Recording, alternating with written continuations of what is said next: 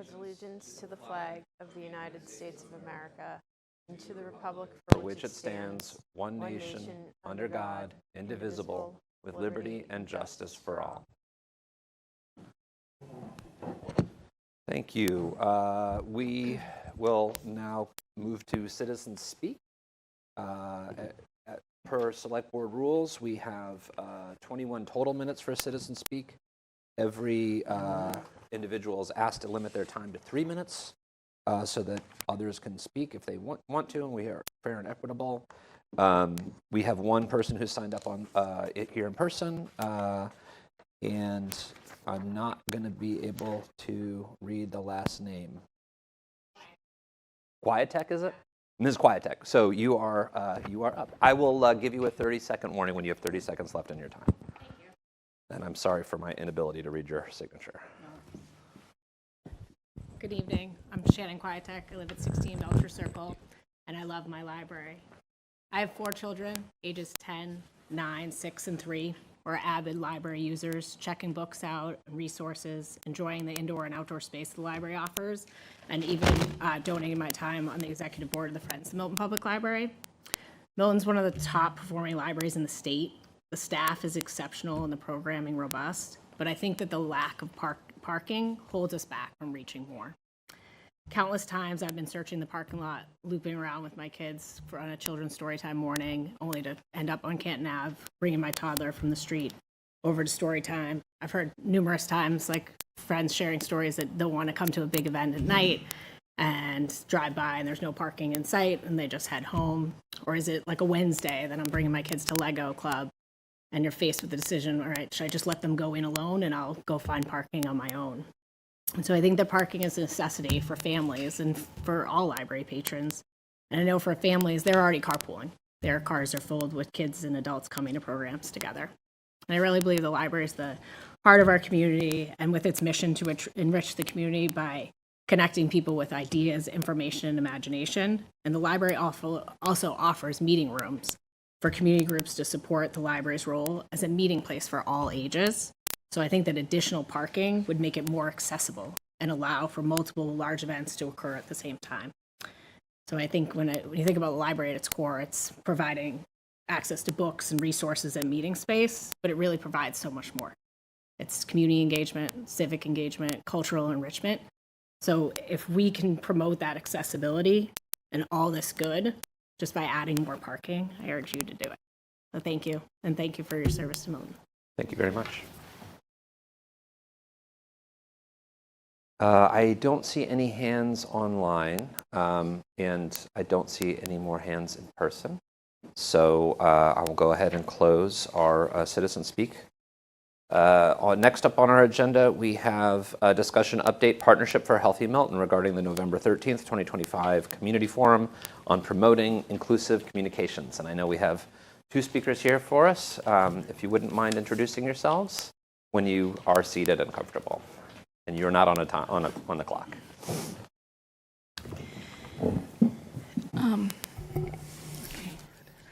Thank you, and we'll be brief. My name is Lori Stillman. I'm a resident, a long-time resident, an active member of our community, town meeting member, and I am also a co-founder and member of the board of directors of the Partnership for Healthy Milton. My name is Patricia Lattimore, and I live at 449 Elliott Street. I'm also a member of the Equity and Justice for All Advisory Committee for the Select Board. And tonight I'm here in support of Partnership for Healthy Milton. Thank you. So because the Equity and Social Justice Committee is a part of the Select Board, you're obviously very familiar with what they do, but you may not be as familiar with what the Partnership for a Healthy Milton is.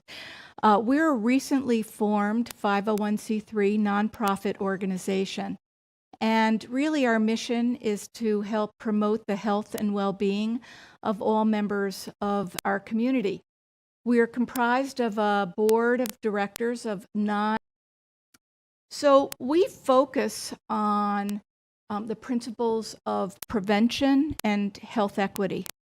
And we know that a community's health status is largely influenced by the conditions and where people live, work, play, and pray. And in fact, things like affordable housing, quality education, areas for people to have recreation, clean air, are even more determinant of people's health than the access to medical care. So it's very important. There's also another very important indicator that influences people's sense of well-being, and that's their feelings of belonging and inclusion in the community.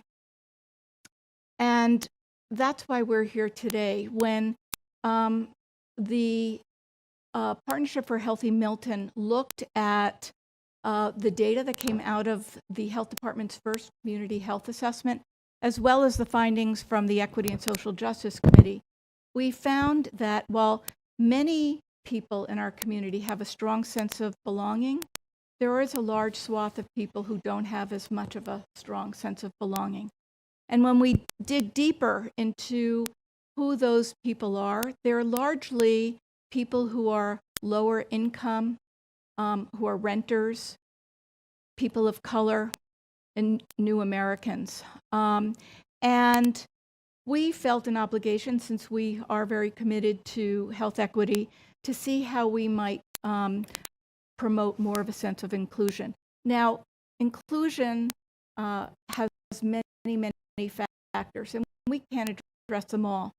So what we decided to do was focus mostly on communication channels. How can we as a community promote better communication channels, public communications, for all of our residents? And so what we did was we applied to Celebrate Milton for a grant, and we were successful. And our proposal was to hold a community forum that would promote more effective and inclusive communications in our community. And we're very excited about it. We invited Connect Milton and the Equity and Social Justice Committee to co-sponsor it, and they were delighted to do so. And so the first thing that we did was we formed a planning committee, because we wanted to make sure that this forum was going to be responsive to everybody. And we couldn't believe it. As many as 15 people immediately stepped up and said they were interested in helping us put this forum together. There's a real lot of interest in making this happen. The forum itself is going to be on Thursday, November 13th. It's from 6 to 8:30 at the library. We'll be offering a free dinner from 5:30 to 6 if people want to join us. And it's really an invitation-only meeting. Our goal is really to spark interest and conversation in the town and generate some good ideas for doing things more innovatively and build on what we're already doing in town. And so we are inviting town leaders who sit on boards. We're inviting community residents, people who work with community organizations and businesses to the meeting. And we've also invited the select board, somebody from the select board to attend, one or two people, as well as town administrator Milano and department heads. We're also inviting residents as well, residents who are going to be most impacted by the results of this forum. So we just want to say that, what we hope comes out of it will be new policies, procedures, and ways of communicating with our community that are innovative and that are going to work. And we can't do it unless we have town government at the table. And that's why we're here. You guys have the levers to making policies and procedures, and you have the resources. And hopefully, when all of us together come up with some of the ideas, you'll all have an understanding of what is being advocated for and buy-in to make some changes. So we're here to just basically ask that you have representation at the meeting, and we're open to any questions that you might have. Thank you. Thank you very much. Any questions from the members? Just a quick clarification from me. You said it's an invitation only. So if someone is a Milton resident and they want to go, they would be not able to go if they don't have an Well, invitation? we have room for 50 people. Okay, So that's our. That's the So cap. we're inviting, of all of the people that will be there, we're inviting up to 10 residents. And then the rest are an assortment of people from all the town boards and elected officials and community organizations and businesses to fill those other slots. And if we have more room, then we're happy to open it up. But right now, we have a list of about 100 people, so we're, that's why we can't just open it up to anybody who can attend. Yeah, that makes sense. yeah. One of the things that we hope will happen is that we will have future forums also. This is a launch for us because you cannot solve making people feel a sense of belonging with one shot. What we're hoping comes out of this is a strategy that different organizations will take up the ball and run. And so therefore, you will have more people involved in the future. But we're starting out with a group of 50. That makes sense. And will there be an agenda for the meeting that will be released, or? We'll have an forwardable? agenda in advance. With the money that we receive from Celebrate Milton, we've actually hired a facilitator and trainer. So there'll be some information about best practices, but also a lot of discussion and brainstorming together about new ways of doing business. Great. Well, you'll excuse me, I'm just going to look at my calendar, but as somebody who spends his daytime thinking about social determinants of health and public health, I'm very, if it looks like it's free on my calendar, I'd like to attend myself. And I say that knowing that my wife's not here, so I may, but I actually think that I can do that. Oh, great. I think I can join. Thursday, November 13th, there's an RSVP, if you wouldn't mind letting us know. And Mr. Milano would be great. We're very respectful of the fact that you guys work all the time and are busy with meetings in the evenings and have families. And we're trying to be judicious about your time. On the other hand, you could appreciate that unless we have your representation, we can't imagine that we'll be able to make progress. So we'd really like to have you there. I'm happy to join. I won't put any public pressure on other members to join unless we have a rush, and we have a quorum, then we'll have to figure that out. Right. And we will have a new member at the time as well, so that might be an opportunity for the new member to join and learn a little bit. But the work that you're doing to help people feel like they belong, I think right now it's more important than ever. And we're very grateful for that thought and your own work and volunteerism that's going into this, because it's critical work for the community. So thank you very much. Thank you. Thank you.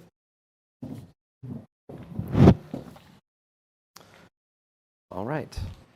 Moving along, we have a report from the Equity and Justice for All Advisory Committee, and we have our guest speaker here who is able to join us on time. I don't want you to make it seem as if that's usually in doubt. If you wouldn't mind introducing yourself, Of sir. course. Thank you, Mr. Chair. My name is Chris Hart. I am at 55 Woodland Road, and I am here before you all as in my capacity as chair of the Equity and Justice for All Committee. I appreciate, Mr. Chair, being able to speak with you, members of the Select Board, Mr. Milano. Just a little bit of table setting, if I may. So the Equity and Justice for All Committee, and I say this not only for the benefit of the board, but also for the benefit of the public that might be listening to this. The Equity and Justice for All Committee is in its second iteration. Its first iteration was through a charter in 2021. You'll have to pardon me for the exact dates.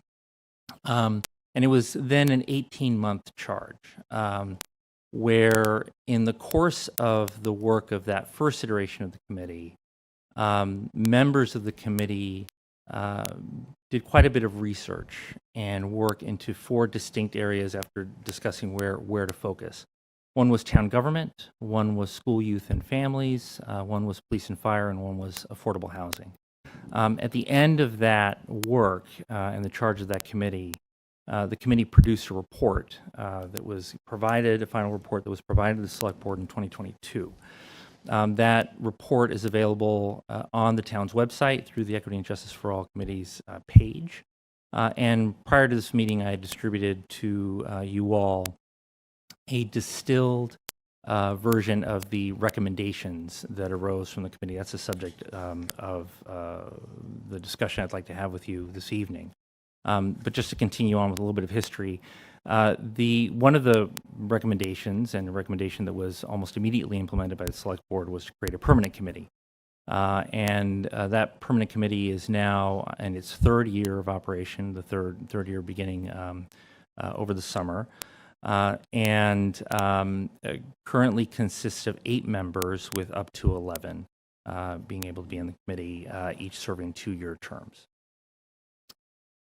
In March or April, I was here before the committee to provide an update. The charge of the committee is as an advisory board, advisory committee to the Select Board, with a mandate to report to the Select Board every quarter.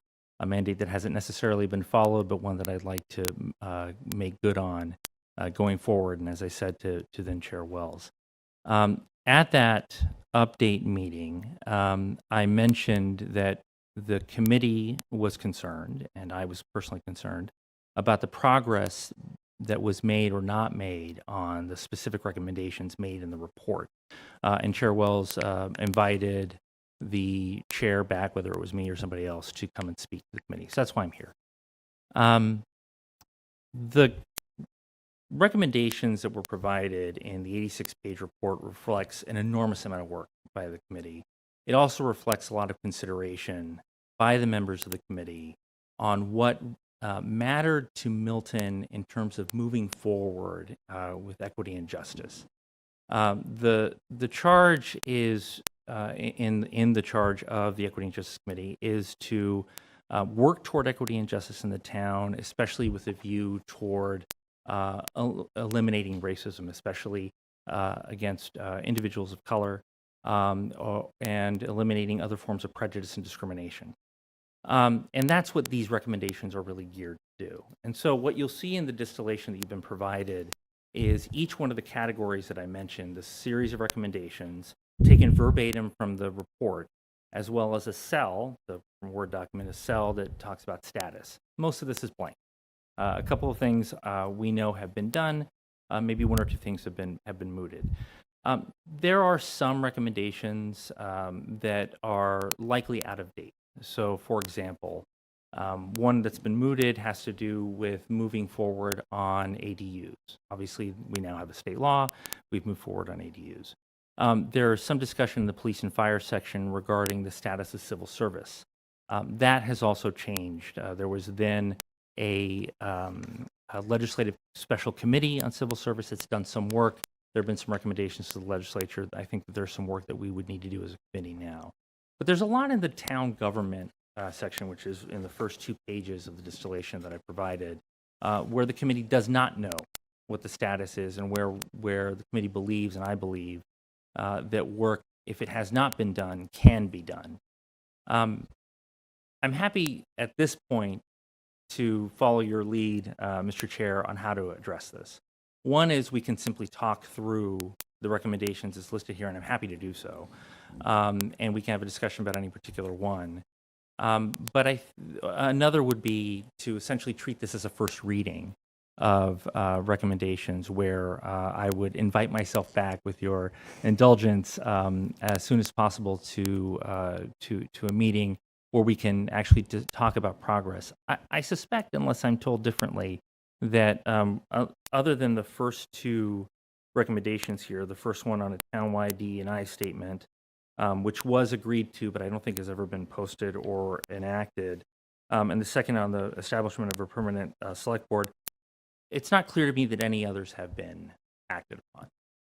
So, for example, incorporate DEI accountability and responsibility into the goals of the town administrator, create a full-time townwide DEI position, create a DEI dashboard available on the town website, report the state of the DEI to the town annually. On that, that's the sixth recommendation here. On that score, Pat Lattimore, who was co-chair with me in the first iteration of the committee, and I spoke to town meeting to provide them that very update based on the work of the committee. And I could go on. I don't think any of these have been enacted. There may be good reason for it. It might be that this was simply set to one side because there have been other priorities. Whatever the case may be, I think it's time now to look at these closely and see what can be done now. What should we discuss that can be done over time? Is there something that the committee should be considering based on concerns that the select board may have? I'm happy to have that conversation in whatever form it should take, but I think the important thing is that as an advisory board, we work with the select board to move forward on these priorities and treat them as priorities. Thank you. Initial thoughts or questions from the members? Thank you. Is this on? Okay. Thank you for putting this together and for updating us on the status. I think it just highlights the extent to which we have some distance to go. A question I have regarding current events and the federal administration's approach to DEI programs. Have you considered, or is Mr. Milano aware of any actions or any kind of review of municipal DEI programs? I'm not aware at this time, other than just kind of the overall commentary on that issue these days. Yeah. Nothing specific that has impacted Milton specifically or other communities that I am aware of at this time. I'm not sure. You'll have to pardon me for asking. I'm not So sure that I understand. the reason I'm asking, in my day-to-day work, Yes. For federal contracting purposes, the DOT is not allowed to assign MBE or WBE scores or percentages to contracts and projects. You want to just share what those stand for? So it's basically disadvantaged business enterprises. So, giving a percentage of a project to, or holding a particular weight for people of color, veterans, and women on construction projects. Yes. I don't know if there are, my question is do we have a sense of any risk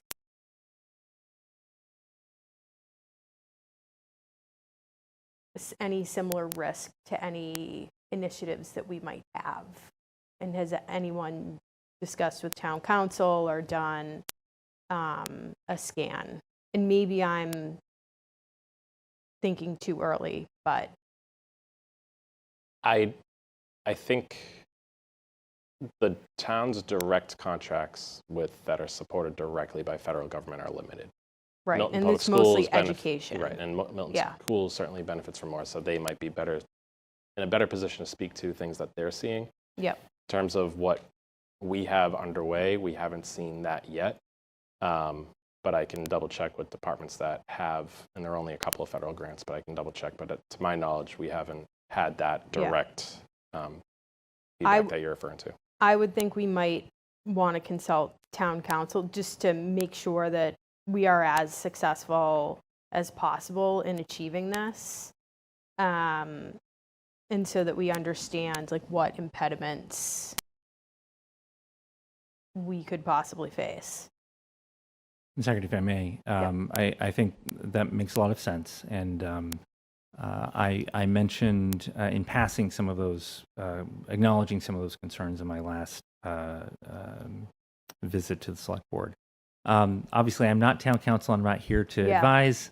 I Right. will say, however, that this is part of my practice. And so I do advise organizations and municipalities as well on risks associated with DEI. So to that extent, if it would be helpful, wearing my hat, not as a lawyer, but as chair of the committee, to engage with town council and have a conversation about these to figure out if there's risk and what that risk looks like, I'm happy to do so.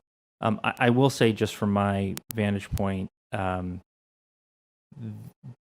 the kinds of recommendations in the town government section of the report, I think, implicate a lot less risk than the kinds of risks that you're talking about with regard to DOT. So I would be less concerned from my perspective. But obviously, you'll have to get town councils. And all of this is new.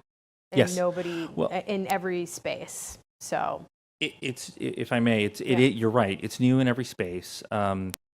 It's being challenged in various ways. The level of enforcement is unclear, but what is clear is where you have where the most risk, from my perspective, where the most risk exists is if there's a federal contract where you have to make a certification, or if you are otherwise requesting grant money, or if you have specific requirements of procurement contract.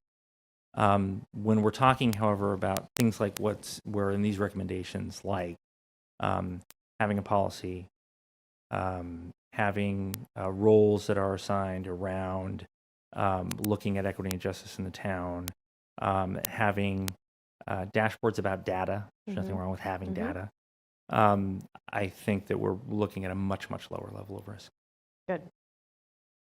From my not wearing Yeah. a lawyer's hat, Yeah. of course. Mr. Daly, any questions Yes. or thoughts? So I haven't had a chance to just very quickly look through a lot of these recommendations, this report. It strikes me it's been a few years since some of these were brought before the board. And Mr. Hart, your point, you said about the Equity and Justice Committee was the thoughts of eliminating prejudice and racism. And I'll say, as someone who has worked in the space of DEI as well as belonging spaces and working with youth programs and schools around making spaces where all people feel that they are welcome, and places that they can achieve. I think of DEI, even though it has been hijacked and now weaponized to the point where even as I am saying it, I'm wondering, should I say it? Right? That's happened with just 3 letters, with the idea of creating a space where we acknowledge difference, we acknowledge the different identities of folks, that folks are having different experiences, and that we should be creating spaces that take these things into account. That when we have imbalances, whether it is in treatment, success, I spoke with you all when you were working on this early on about youth sports in town, and the thoughts that families of color, newer families to the town, did not find it easy to join sports programs. So we had a swath of children and families who were left out of essentially what is one of our key community building areas, right? Youth sports. We're all at the fields. We all watch our kids grow. I get to know your kids. You get to know mine. We look at each other as neighbors, and they were feeling blocked out by that. So I think of this, and even just in Ms. Lattimore, I know you've worked so extensively in our schools around AP programs, and I think of the calculus project being attacked, a space that was put forth for students of color to get extra help in math, to close some of these achievement gaps.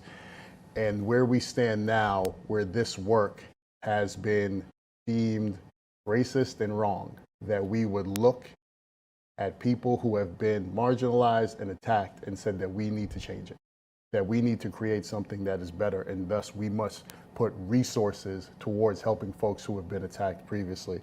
And so in looking at where we stand now, I wonder if there are any, I see some of these recommendations we've acted on, maybe not even with the Equity and Justice Committee's thoughts. But, you know, we've had long discussions for the last few years about affordable homes, what that meant for us in terms of 40Bs and new development, our long drawn out discussion around the MBTA Communities Act. So I feel that some of these things have gotten better simply because the conversations were being had. I think this is more of a social and cultural shift, and now we're shifting in the other direction. So I wonder as I read this if there are any points or recommendations that are of top of mind for the committee that the town could move on. Knowing that we do stand, maybe not some risk from the federal government, but who knows? Every day it changes, right?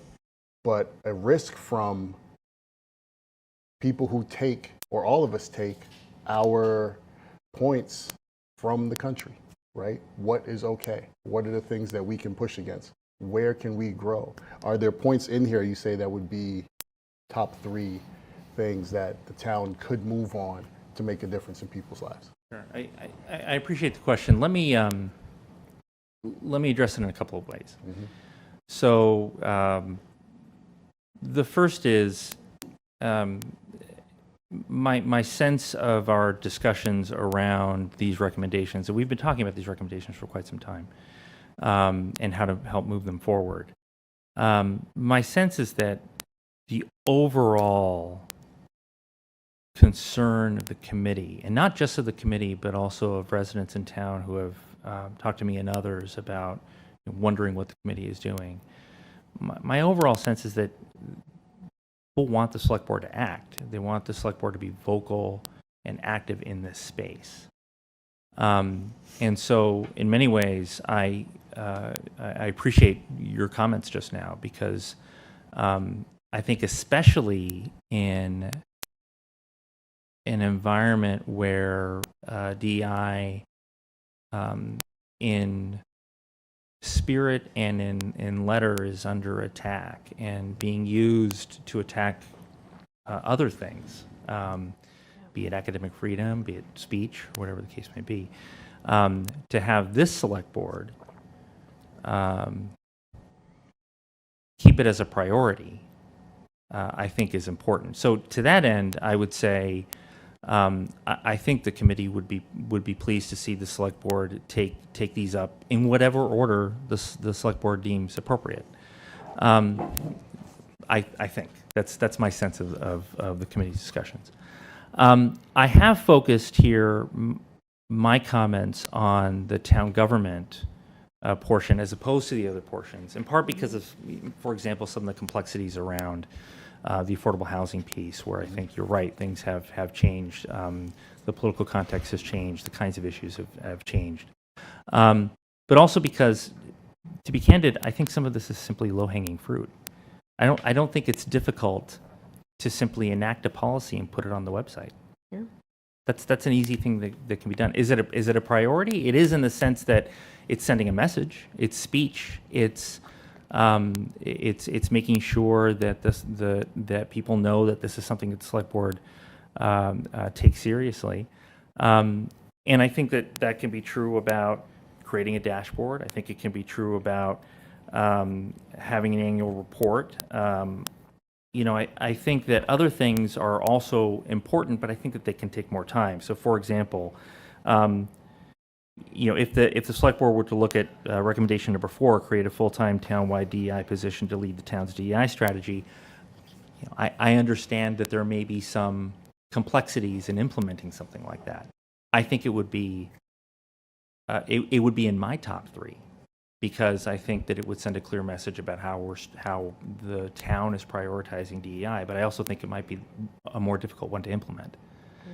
So I don't mean to punt on your question, Mr. Daly, but I do think that that's how I'm looking at this. And I think when I look at some of the recommendations and I think of the last few years and some of things that I've seen professionally, I think when I'm thinking about top 3, what I'm asking for is, what are the things that are impactful?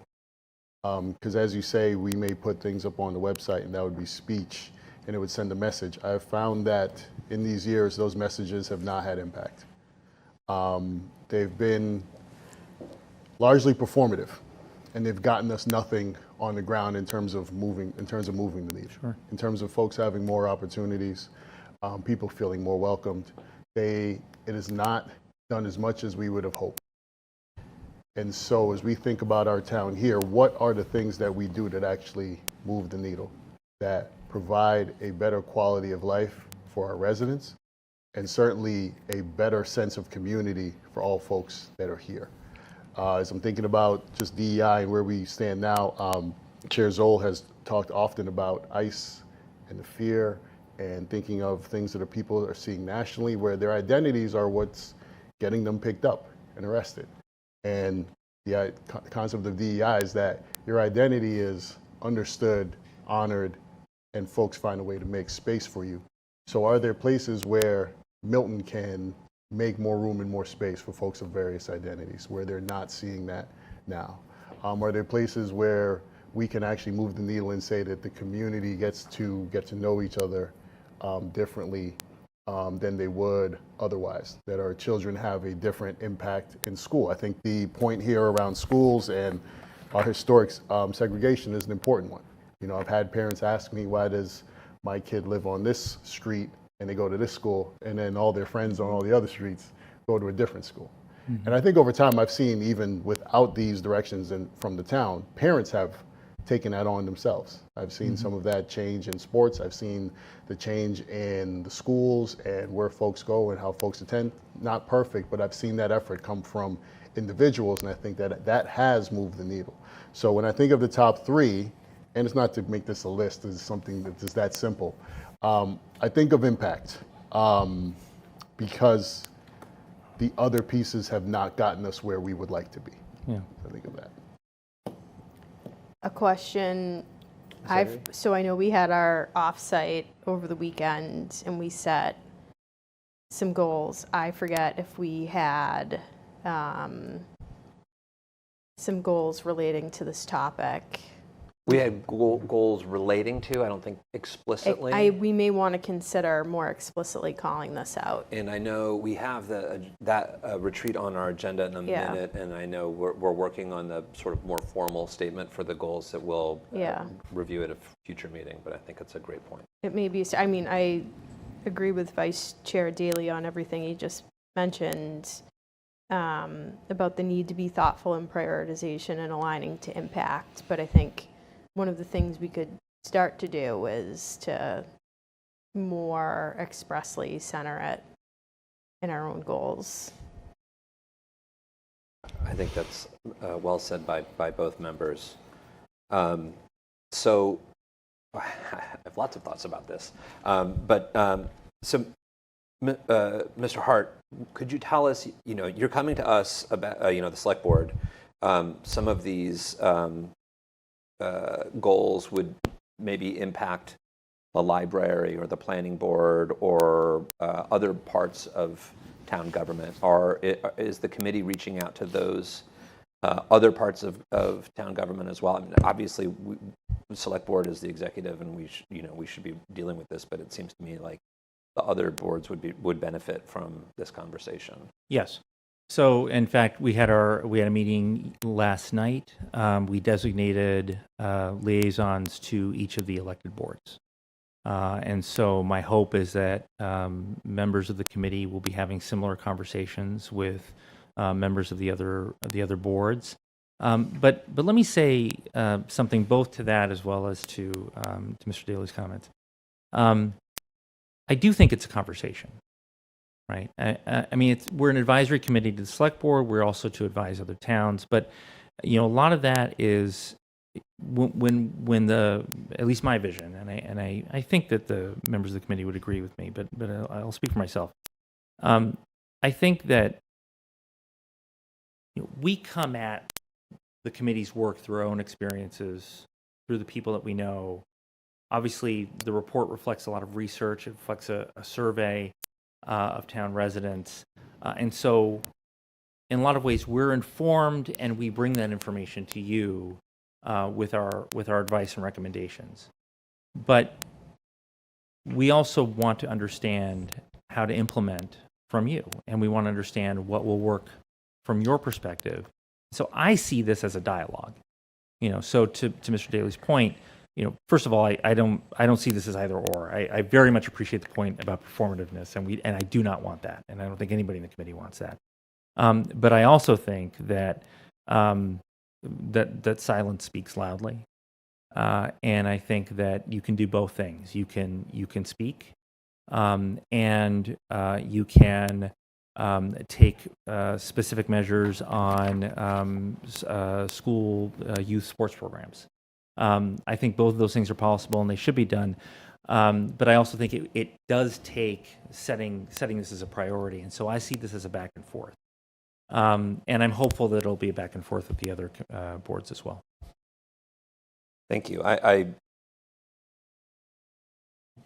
My first question was really based around the idea of this being a continued conversation, Yes. because I think, and I regret that we haven't had you here in the last couple of months, but I'm glad that you're here today. And you and I have had individual conversations about this issue as well. But now more than ever, I can feel like we have to say that every meeting now. This is important work, and I agree wholeheartedly with Mr. Daly about figuring out where we can really make a difference at this point, because I think that the unspoken danger of performative work is the real danger is that you pretend like you're making progress or you're not making progress. The other danger is that you, by being performative, may end up drawing attention to the work, except you're not even really doing it that much, and then be chastised or whatever else the federal government might have up its sleeves. So I think being very deliberate and thoughtful about what we want to put into place here and how we put it into place is important, but also having that commitment, putting it in place and putting that work in place. I appreciate that. I do have one reaction to that, but I think it dovetails with your comments, which is it would please me to no end if the select board started to implement these recommendations or others that it deemed important, and we started to hear feedback from residents. I think that's exactly the kind of dialogue that we want. We want people thinking about these issues. We want people thinking about how these issues affect them and their communities, and whether the work that is being done deliberately, whether it's being effective or not. I think we have to have that kind of iterative feedback for this to be successful. That takes time, it takes effort. That's right.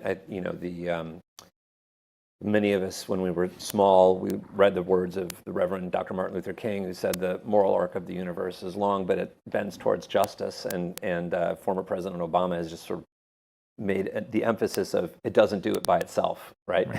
We've got to bend the arc, otherwise it won't bend. And so I think that the last few months have given us a real sense of what happens if we don't do the work. And so that makes it more incumbent than ever to do the work.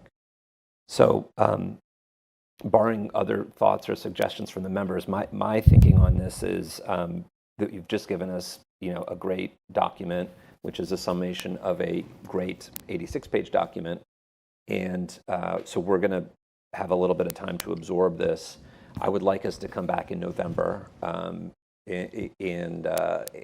invite you and Ms. Lattimore or anybody else that wants to come from the committee so that we can both respond to this and we can have our own meditations on this and what we think might be possible.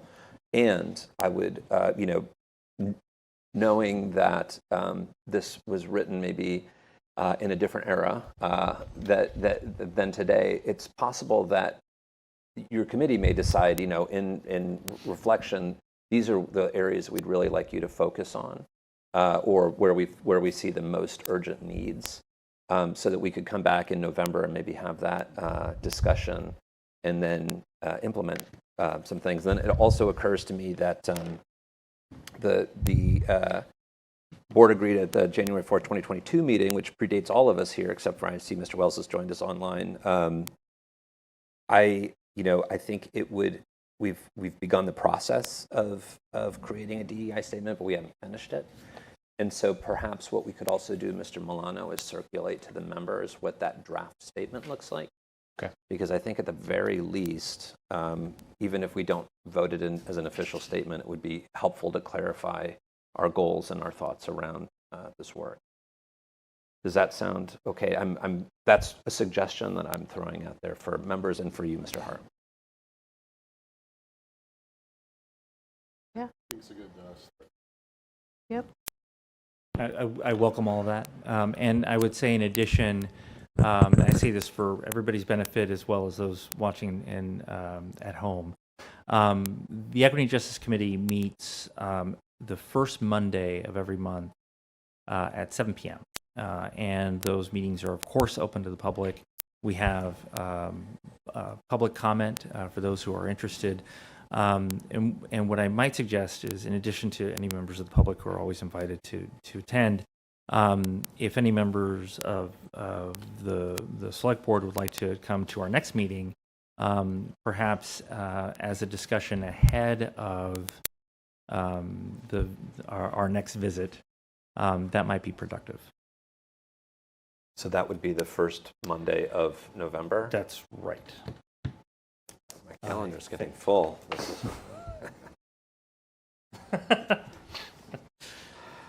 let's see. So that's the 3rd? Yes. Well, I have to take the compost out that evening, but other than that, I feel like I'm free. Is that on your calendar? Mr. Zoll, that's all I got on the I Monday will night. double check that. I'm 90% confident that's correct. But And perhaps you can follow up with an email invitation as Perhaps, well, yes. and Yeah. that we make sure that it lands there. Right. And I think, at the very beginning, you also alluded to like quarterly reports, and I encourage the committee to consider that, and whether it's an in-person or a written report that's submitted to the select board and to other boards, I think that's critically important. We need I to think we'd keep. be very happy keep to this on be the here front burner. quarterly and have a continued discussion with the select board. Thank you. Any further questions from the members? None for me. Right. Thank Well, you. you have our thanks Thank for you your for your service, work. Mr. Hart. Thank you all, and thank you, Mr. Chair.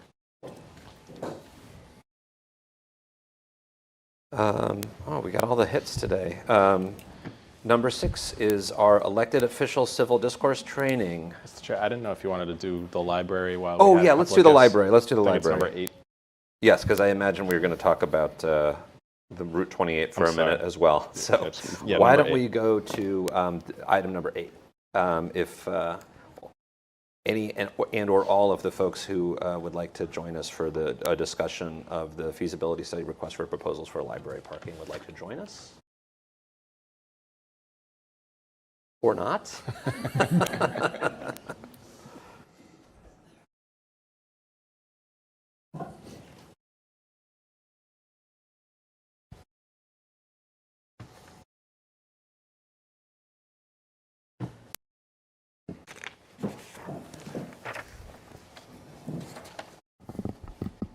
So, Mr. Milano, we have this, well, I guess it's addressed to our director of our libraries, a document from Rhine LLC. So I don't know, maybe, Will, do you want to give us or actually we should have all of you introduce yourselves real quick. My name is Christine Hodlin. I live at 112 Maple Street, and I'm one of the library trustees. Hi, I'm Will Adamczyk, and I'm your library director. And I'm Cheryl Tagayas, 660 Canton Avenue, and I am here in my capacity as chair of the Master Plan Implementation Committee. Thank you all. So, Mr. Adamczyk, do you want to maybe kick us off with just a quick review of what we have in front of us? Thank you, Mr. Chair. So at our last meeting, I think in September, we left it that we provided an update of the work that's been done looking into parking options for the library as well as the town center. And after that work, we came to a plan of doing a feasibility study that would create an RFP. And the document that was shared with you, and I'll look to Cheryl to help fill in some of the blanks here, provides what the work would be for a feasibility study to look into what would be the best options for parking for the library and potentially the town center. It would review the spaces, it would review options for what can be built on that property. It has a number of deliverables. The project would involve being the project manager for the project, verifying goals with members of the community and people who have been working on it, coming up with planning scenarios, providing site plans, diagrammic illustrations. It would also involve public meetings and discussions with individuals within the community, and eventually would lead to helping to create an RFP if this project is something that would go forward. That's kind of a basic version of what that document is in front of you. Cheryl, anything to add to that? I would just add that the real impetus behind this is twofold, really. If we think about parking as a use by itself, it's not in a town that has limited land available for uses. It might not be the top priority for folks to think about as a land use. Secondly, if you combine it with another use, and it does provide an opportunity to help pay for the parking. So we can get multiple uses out of our town asset. And in talking with various consultants about how to go about this next step, it became clear that really to answer the question whether this is a viable option is to test the market, really. So first is to get support in the community for what would be the appropriate set of uses and appropriate scale on the property, then craft an RFP for the marketplace to tell us whether they think that works and whether it could help pay for us, or pay for that parking and provide for us potentially another use that is in need. And the one that we've talked about the most is affordable housing. And I mentioned at the last time we were here that Boston had been rolling out a public-private partnership where they are getting neighborhood libraries in conjunction with affordable housing projects, and the most recent one's in Chinatown. But it's rolling out throughout the city. Thoughts or questions from the members?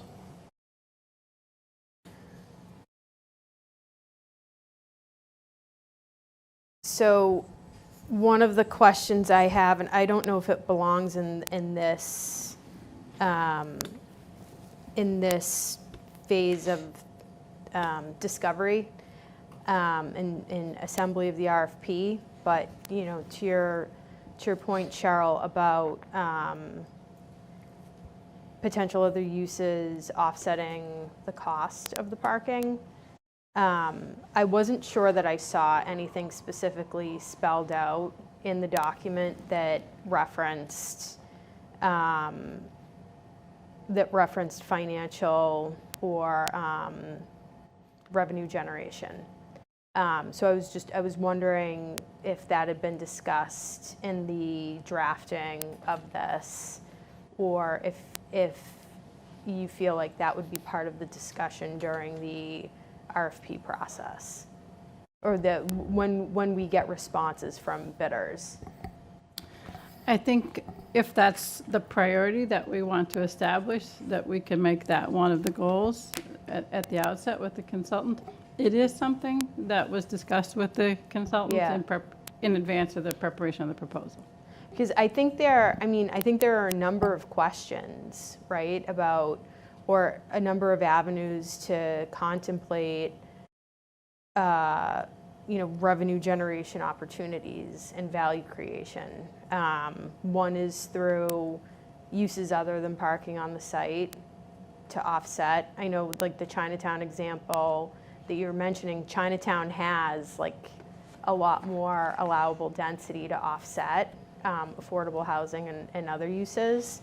So I think the question is what would be possible here, what would offset the use, but then also too with parking itself, is there any opportunity for revenue generation with parking? I know we don't want to nickel and dime our residents to use the library or anything like that, but it just might be a question out there that, if somebody could take a quick back of the envelope look at it. I did have conversations with developers who do mixed income housing and affordable housing, and also a state official who's very familiar with state grants that would be available to us for this. Okay. The parking associated with the library could be considered infrastructure, so eligible for infrastructure grants. And if done as a affordable housing project, the combination of the Mass Works grants, for example, and then even a possibility to partnership with the Milton Housing Authority. So there are avenues that some developers have expressed to me that lead me to think, and the committee in discussing this in the past, to think that there is a viable option here. How it generates revenue outside of, let's say, a lease arrangement. If this became a taxable, right now it's non-taxable land, right? So it becomes a use that is taxable. You get revenue generation there, but there could also be some other form. If there's a cafe, you get some kind of local revenue tax off, from that. So there are different avenues, I think. So the program mix is going to be important to what the income could be. And that's what we're really hoping comes out of the feasibility. From what I've heard is some of that's going to come through the RFP process. Okay. Mr. Wells has his hand up, so I want to make sure we get to him. Mr. Wells? Thank you, Mr. Chair. I want to make sure Ms. Haggerty's finished first before I speak. Are you all done, Ms. Oh, Haggerty? yeah, thank you. Okay. Thank you. So a couple of points. First is,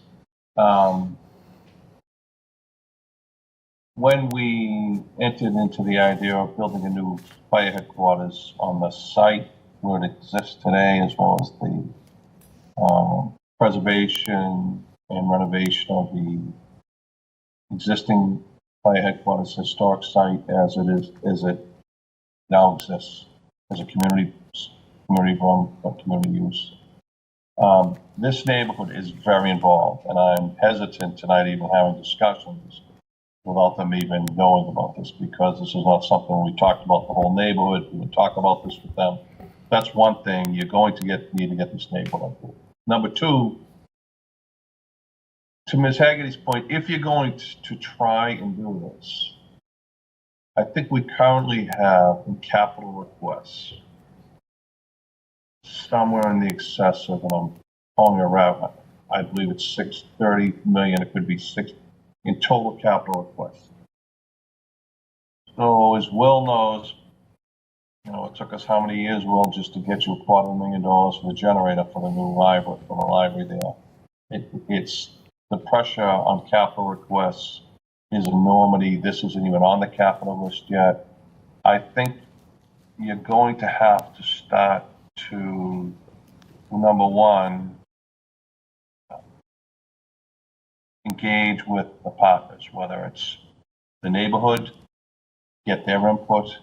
Number two, if this is a vision that this board allows you, you're going to have to come before the capital committee and stuff to paint a picture to get yourself in the group, because I find it highly unlikely that even if you were able to partner somehow, that this is not going to involve town dollars. And if it's going to be town dollars, just like the fire stations, and Mr. O'Rourke knows, it's been, I don't know how many times it's been before, it's a school project and it's not even a reality yet. You're going to have to, because that's how things like this happen in this community. So it's more than just coming to speak to us about this. It's dotting your I's and crossing your T's to not just inform the abutting neighbors who are very involved, and I say this wholeheartedly, we could have never gotten to that beautiful facility that exists today and the rehabilitation of the existing original fire station without the involvement and participation of the residents of that. And that's where you're talking now, as you know well, it's the same, pretty much the same neighborhoods. I think you're going to have to do this. I think if you try to bring this as a project without any outside dollars, you're in a long queue, as you know, as I talked about the generator. You're years into this before you even get a look at it. So that's just my comments on it for now. And I think it's important because that's the process we take in getting these things done. Thank you, Mr. Chair. Thank If you, I Mr. may. Wells. Would you please? Yes. On the comment about the neighborhood involvement, I don't recall the name of the neighborhood association that Richard referenced, but they did participate in Master Plan Implementation Committee meetings in which this was discussed. A big part of this proposal is community engagement. It's something that we felt is absolutely necessary. It's necessary with any kind of public project like this. And so that's anticipated would be robust, and you'll see that there's a lot of scope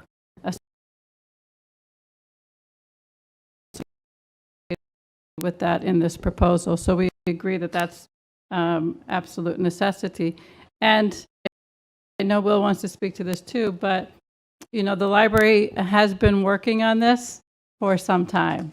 And so it's understood that it takes time for these kinds of initiatives to move forward.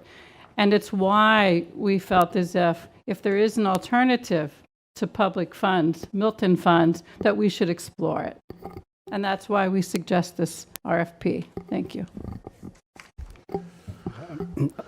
Thank you, Mr. Wells, for your comments. And I agree, things do take time, and there's only so much money to go around. And I agree with what Cheryl just shared. But I think we're at the point in this process, as far as the library goes and with the Master Planning Committee, where we don't have a specific plan, so we're not able to bring a specific plan before any groups. The point we're at now is we would like professional help to get us to that point, and that would involve more community engagement, and it would involve focusing what that potential plan might be and what potential funding sources might be. So is this feasible to be funded directly by the town? This process will help us figure that out. Is it feasible to have it funded partially, a public-private partnership? What would that look like? What would potential tax revenues look like? So we need to get to the next step, and we think that this feasibility study will get us there. And if at the end of that feasibility study, we don't know what that will show, but it will have more community engagement, more community involvement, and we can specifically work with the neighborhood. We reached out to other neighbors as well during this process, including the churches and the hospital. But we think we're at the point in the process where we need to take this step so we can better define what is feasible and what that plan looks like, so we can present it to people and they can react not to just us talking about it as a theory, but as an actual plan. So that's what I would say about. And Mr. Wells has his hand up, so I'm assuming he has. Mr. Wells? I do. And as Will knows, and I stated this the last time you were here, I know intricately, not just in this role, but in my private life, the operations and the needs of the library. But the neighborhood organization you're referring to is the Milton Center, Walnut Street Neighborhood Association. I don't believe, to Mr. Gaius, this is not something that was ever discussed. I know how active they are, how involved they are. I'm just saying to you, in the community where you have it's $40 million capital requests right now, not including a request for a new school or a new engine 4 which is going to have to be built at some point.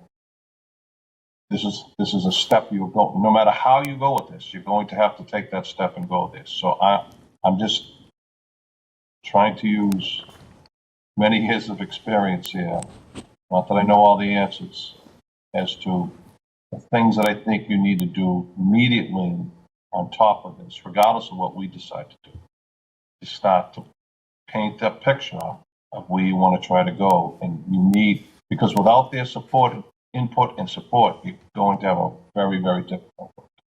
And well, you already know that. You went through the whole building of the library, so you know this. That's it, Mr. Chair. That's all. Thank you. Thank you, Mr. Wells. Mr. Daly. Question.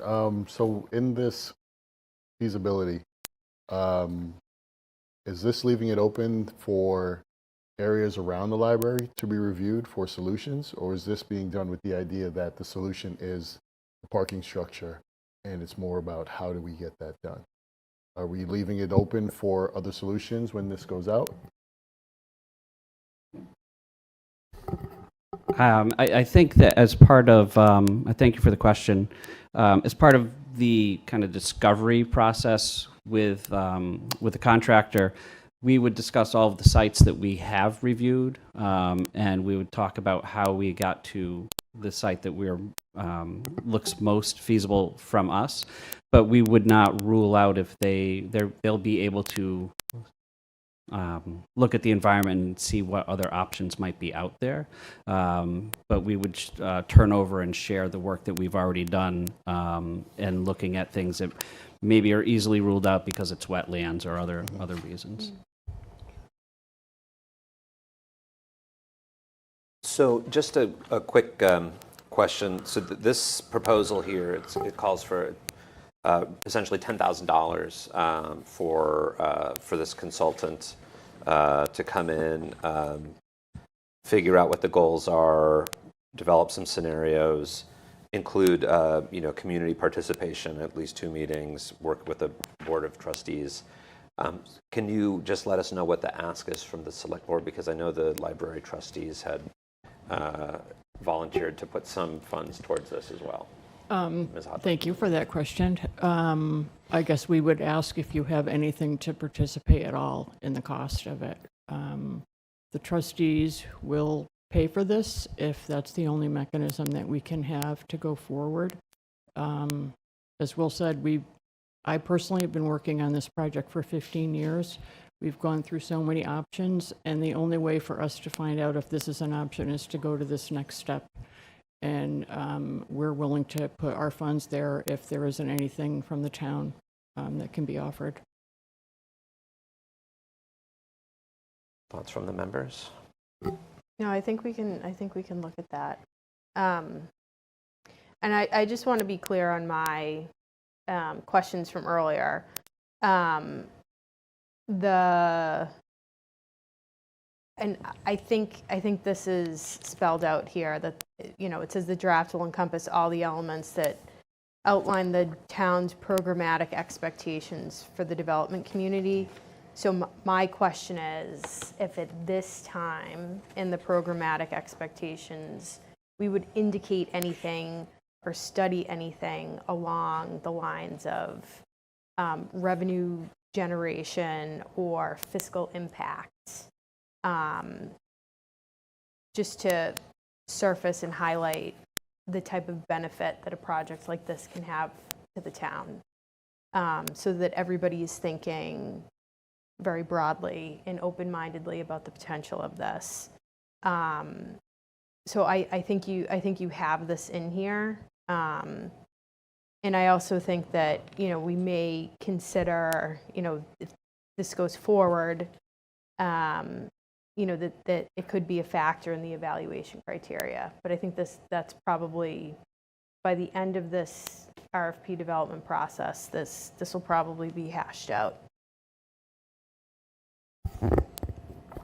I will say, in our discussions, we spoke about what other uses could be besides affordable housing, whether it be medical office, for example, with Milton Hospital nearby.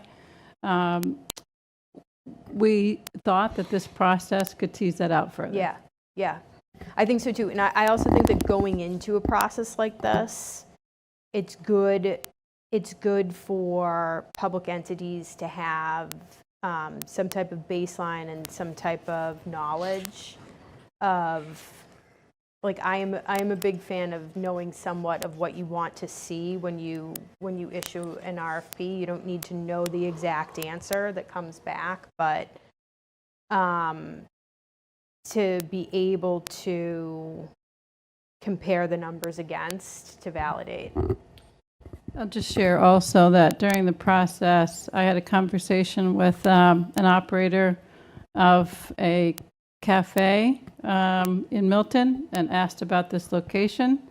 I also had a conversation with the owner of the property at 7 Pleasant, which has, initially when they came to the planning board, they thought that they may be getting healthcare workers who wanted to live there. With the proximity to the hospital, to the hospice, and public transit that this property has, that's a possibility as well. The committee itself, is made up of volunteers with, there is some limit in the capacity we have to do all of the due diligence. Right. It's not the expertise of the library trustees and the library director, which is why they came to the MPIC for assistance. But we really feel to take it further, it needs the outside expertise to come in and take it to that next level, to answer the questions more fully. Yep. Other thoughts from the members? Mr. Milano, if the select board decided to put some resources towards this RFP process, what would that look like? We didn't budget for it necessarily, obviously, as an unexpected or new cost, but with some of the vacancies we've had and continue to have in our office between the assistant town administrator, the assistant planning director, the planning director who only recently started, there is some additional funding that won't be spent based on our current projection. So if the board wanted to allocate funding for it, there is some savings there in place in our budget currently. I think the points that Ms. Hegarty was making there, I think are really critical. The idea of building parking spaces is, like, for me, and I know for you guys too, kind of gross. Like, is there other ways that we can, figure out how to get people to the library? But, in our day and age, that's how people get their kids to the library. That's how seniors get to the library. That's how everyone gets to the library for the most part. So I think the points about making sure that this is there's some sort of a revenue generating mechanism, whether it's a business or, I don't know if paid for parking or any sort of way for the town to start diversifying its revenue and making this not necessarily pay for itself, but at least pay back to the town a little bit. I know that's not, the library pays to the town, more than we can possibly really quantify in just its existence in the programming. And we are not a town with a lot of money. So I think we've all in our retreat discussed prioritizing, figuring out how to diversify our funding base, bring in more businesses, bring in more tax revenue for the town that doesn't burden the residents. So I think that would be a strong preference that we would have as part of the RFP process. And I think in the discussions with the consultant, the select board decided that we wanted to support the RFP process, that perhaps one of our members could attend one of the early visioning sessions to kind of get a sense of both what has been done and what could be done, and to provide that sentiment to the board. Mr. Chair, Geis. just at our last time here, we suggested a small working group, and we had suggested a member of the select board participate in that. I know we heard earlier that you're being asked to participate in many other things, so whether you feel as if you're going to have capacity for that, you are welcome. We do feel like that small group would augment what the library can bring to guide this consultant. And certainly your views as expressed tonight would be helpful in helping guide the consultant. So we would welcome that. Any volunteers? Oh, Ms. Hegarty has her hand in the air. So Can't help myself. it's a good cause. It's a good cause. They're all good causes. It's true. We only have so many hours in the day. Is there anyone that wants to make a motion on any of this in terms of supporting the RFP? That would us supporting the RFP moving forward and then figuring out if we're going to have some financial backing later. I think we should discuss with Mr. Milano. I think we Yeah. should make a commitment to have an answer for the group by the next select board meeting. But I think we should evaluate competing needs and the appropriate level that we should pitch in. I do think if we're making a request for certain items to be involved in this RFP, that we should consider the cost of that level of evaluation, and if that adjusts the price tag, we should consider covering that if that's the case. I think we should talk about it or look into it over the next couple weeks and come back with an answer. Yeah. But definitely that option's not off the table. Could I make a suggestion also? Of course. I think there's room to continue to negotiate the scope of this work. And if there was one of you that wanted to work with Mr. Milano and us to revise that scope, we would certainly welcome that. I think it would be helpful if you did make a decision that you felt that this was an appropriate direction, and the final details of the scope and the funding could come. Thank you. Yeah, I think that makes sense as a action plan. One thing, just from my own reading of this, and I think echoing what Mr. Wells was saying a bit there, community participation is obviously included in this with 2 community meetings. But it sounds like the first meeting, we've already have 3 kind of sketches that we're sharing with the public, and I wonder if there's a opportunity for folks to get in earlier, whether it's through a big public meeting or just bringing in some neighborhood groups, so that people feel like that they have some input into the process. But I think, Ms. Hegarty, your suggestion with Mr. Gaius's comments makes a lot of sense. So perhaps we could have a motion now on a general sentiment, and we could review and discuss again at our second meeting this month. I'd like to make a motion to review funding possibilities for this RFP, and come back to the committee and this meeting in 2 weeks. Okay. Second. Seconded by Mr. Daly. Mr. Wells is remote, so we'll have this as a roll call vote. Mr. Wells, you have your hand up. So discussion? So under discussion, I'm not for the funding because they have their own funding sources. And as you know, we were bringing our own department heads that come in before us, that come under this board in the past months.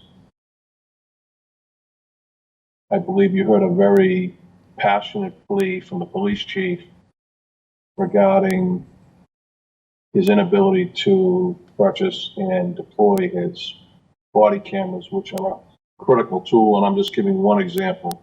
I just think we need to be very careful.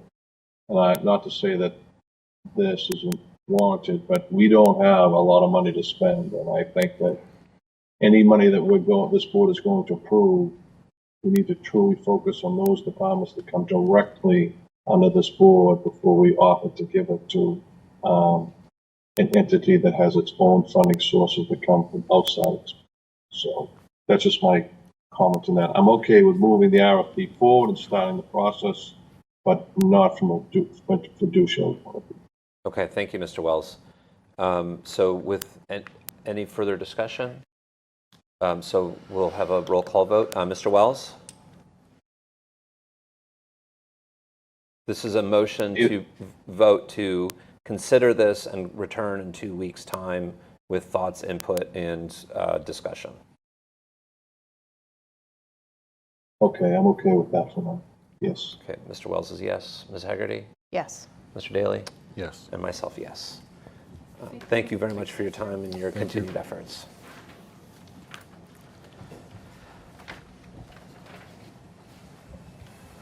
Mr. Milano, I think we're back to number 6. Is that correct?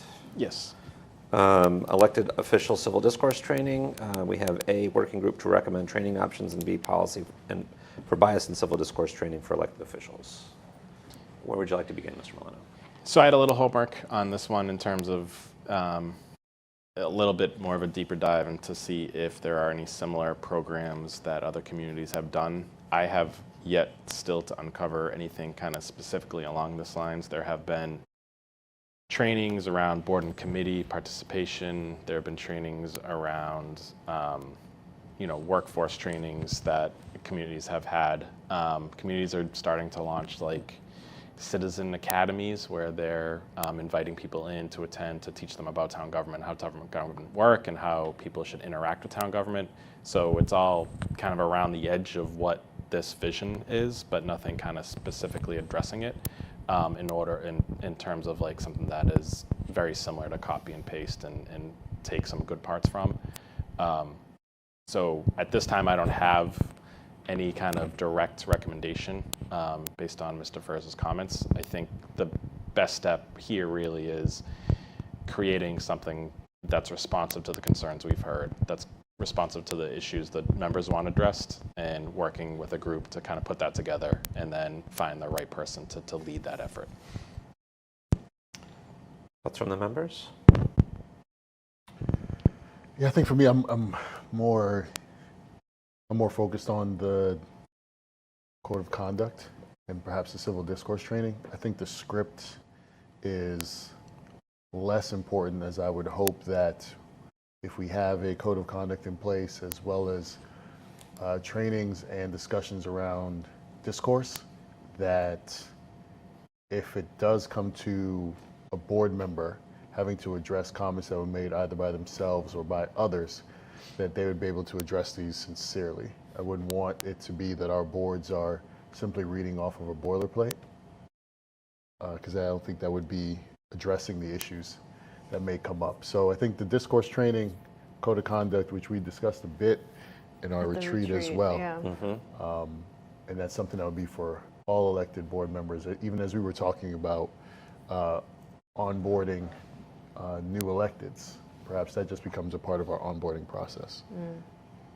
So this is not civil discourse training in itself, but there is a civil discourse initiative that the town of Wellesley has on its website. It's more of a volunteer effort, brings people together. I'm sure you've evaluated this in your scan.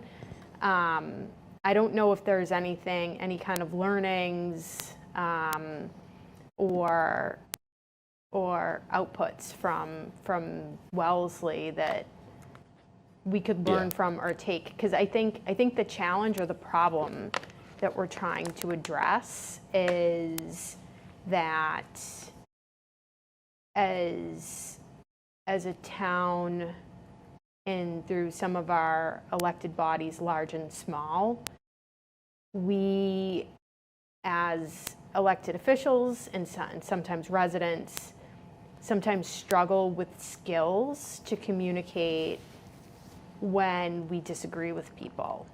And that is, it's clear from this initiative in Wellesley that other municipalities face this challenge. So yeah, I mean, this doesn't, what you're mentioning doesn't surprise me, but I don't know if this kind of came across your radar. And, you know, maybe we can link up with Wellesley or something to see what they're thinking, if they have contemplated this. Yeah, I think what I have found to be a little challenging here is like, what exactly do we want to do? And What that is is what is the problem we seek to address, right? because Yes. there's the bias element piece of it. There's the civil discourse in terms of managing and doing a board and committee relationship, and you know, members participating, appointed members working together. So I think it's a little bit of a shape-shifting challenge, and so that's where it's like I think would be helpful to Point taken. have a small group say this is exactly the key elements that we wanted to work on. Here's the type of people who can facilitate such a training, and let's get some proposals and take it from there, and we can develop a proposal accordingly. So that I don't want to take it in one direction and then it's, oh, that's not really what we were looking for. So that is what I am bumping up against in terms of trying to come up with something that hits some of the key points. I think that's a great point. My suggestion might be that one of us undertakes an effort to write out what we think, sort of, you know, synthesizing all of the discussions that's happened up till this point, and say, here's what we're looking for, and then we could circulate that document prior to our next meeting, and then we can discuss it and say, yes, this is what we want, and we could charge Mr. Milano at that point with going to either find somebody who could do this training, or a draft code of conduct, or both of those things, or something else. The code of conduct piece, I think, is a little bit of an easier lift in the sense that there are other communities that have them. There are different versions we can take from and consider. We have our own policy packet that has components of codes of conduct kind of spread throughout it, but not necessarily in one place. So I think that is a little bit of an easier exercise to pull together. It's the training piece, and the other element is like, who is the audience? So just those are the kind of considerations I just want to keep in mind. And obviously we can work with Mr. Ferris as well to pull that together. But well, maybe that's the key point that we should possibly discuss. I think code of conduct makes sense, something that we can find and put together. As we asked about training, if we're thinking about audience, who would be there and how would it be delivered, right? We have these virtual trainings that we all go through from time to time about different things. Is this something that we're looking to do virtually? And is it just the select board that we would like in this training? Are we asking other electeds? I see how that can be really confusing to put together, is how many people are we expecting to go through this training? Drives through the cost. Yeah. And it's also, are we asking for this to be a one-time training? Are we asking for this to be 6 months, a year? Do you do it at the beginning of your term, or if you're reelected in some space? Is it just the smaller boards? Is it something we're trying to extend to town meeting members? You know, in terms of training, how big do we want that to be?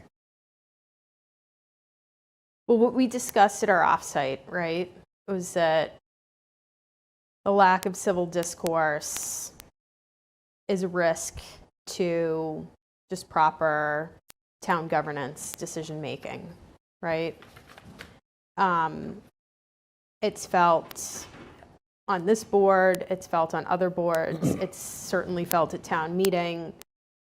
I mean, I do think it's a good idea, to both of your point, that we figure out how we do proper refining of the problem statement, the problem that we're trying to solve, and then understand the options for the scope and breadth. I think that's what I'm hearing you say. Yeah, and I think there's a lot of ways we can go with civil discourse training. Yeah. If that is something that, is it something that we have to get voted on? Or, if we said, if it's just the select board, then the 4 of us, perhaps a new member, 5, take the civil discourse training. Does that have the impact that we would want across all of our conversations? If we try to make it a townwide policy, where we've been discussing this before, if we're talking about in terms of that our electeds at all levels should have some form of onboarding, where you are onboarded, you get the code of conduct, you get an idea of sort of what town government is, who does what, and then do you also have to go through this virtual civil discourse training before your first town meeting, right? And that's something we have to talk to the moderator. We'd have to see if folks are okay with that, where before you walk in the town meeting and you take that microphone, you take that vote, there's an understanding that we, as electeds, have a responsibility in the way that we govern ourselves, in the way that we speak with each other. Right? So I also, so this is triggering a thought for me, that if we go and ask the rest of town government to participate in this, we would have to do it first ourselves. Yeah, I don't think any of us would have an issue with that. I know. Oh, well, I think we're all, yeah. We're the ones starting. Yeah. I thought where you're going with that, Ms. Egerty, is so that we understand, because if there is no interest from other boards, or indeed if there is hostility from other boards on this topic, it might dictate one course, whereas if other boards are open for this, we could potentially take another. So in terms of actions, it seems like we could, today, we could ask for a code of conduct to review prior to our next meeting, that we could come to that with thoughts and suggestions and edits, and ideally vote on it. And at the same time, we could task Mr. Milano with reaching out to the other elected boards and our town moderator with these questions of, if we put this together, A, are you interested? B, what would you like to achieve? And C, who should be participating in it? Okay. We should probably also have a statement of what this says, because if we just send Mr. Milano out to ask, hey, are you interested? They might be like, what is this? So we would need to develop something for him to point to as a statement. As to how we see a civil discourse training, like what that would be? General theme. Yeah, I don't disagree with that. I do feel like Mr. Milano sat in on a few of these discussions at this point, so he could probably represent it pretty well in terms of like what our overall aims are. But I'm sorry, Mr. Yeah, Daly, and I I am can't cut you comfortable off. with that, yeah. Do you feel like you could? In terms of what the overall goal is, yes. Okay, good. All right. I was going to offer to write it, but you got Okay. Spoke too soon. We'll see. Because we did start this meeting with you asking us to clarify, so I didn't know. In terms of what the overall goal is, I Yeah. have in terms of what the training actually does and it's Yeah. on, I think is the details that are a bit trickier. Does that sound like a good Yeah. next step? I don't think we need any motions on that, but Okay. and then, all right. So any further discussion on that topic? Why don't we go to something light, like the Randolph Road Diet Pilot? Topic number 7, Mr. Milano. I'm going to recuse Oh myself yes, please, Ms. Hegarty. to avoid the appearance of a conflict of interest. Thank you. Thank you, Mr. Chair. So the residents know, the Randolph Ave Road Dial Pilot was implemented by MassDOT.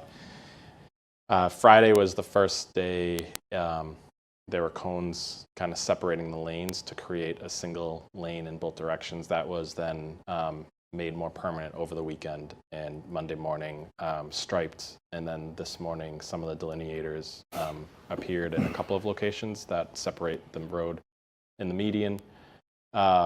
We've been in touch with MassDOT over the past couple of days, just sharing some observations that we've had, been in touch with DPW and the police chief to share observations that we're seeing.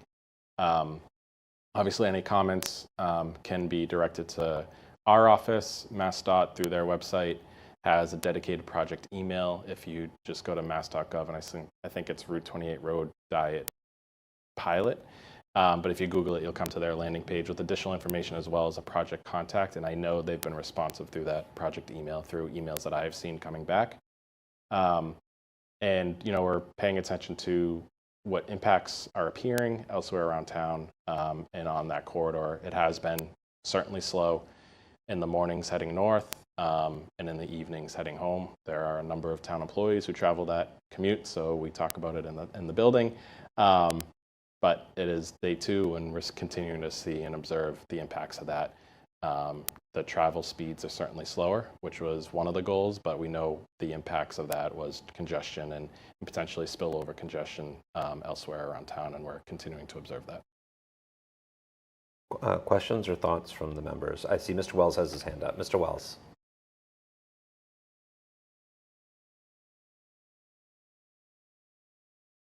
You're Richard, still on mute, Mr. You're muted. Wells. You're muted.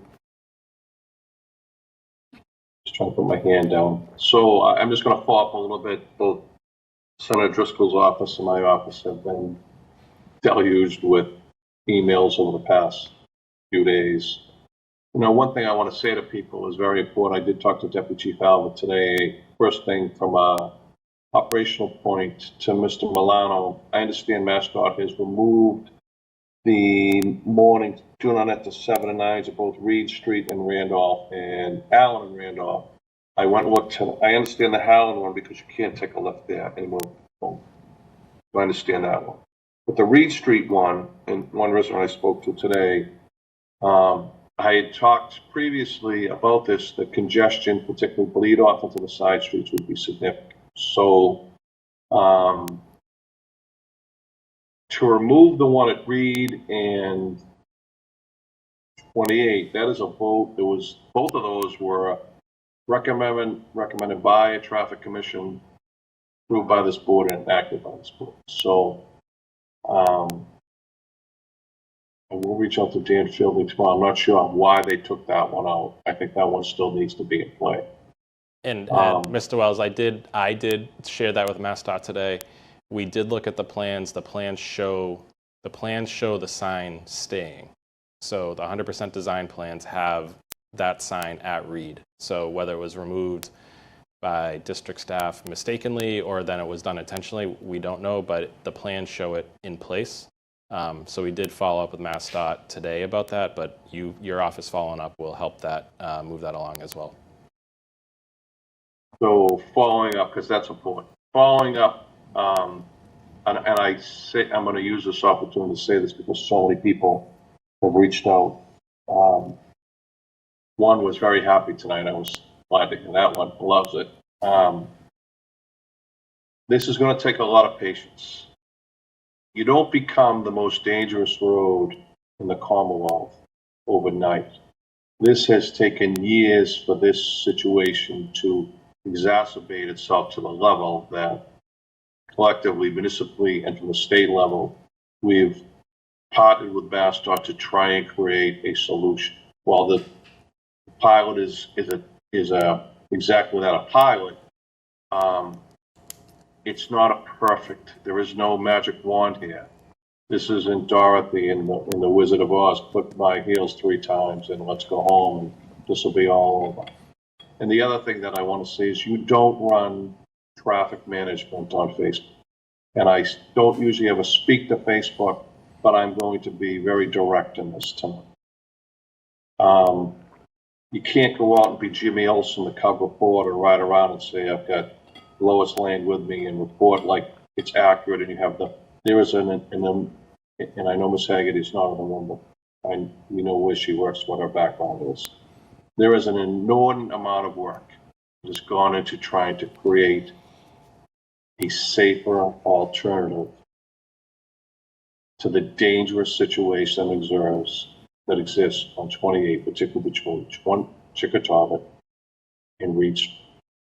And I only ask that residents and people who use it are going to have to be patient.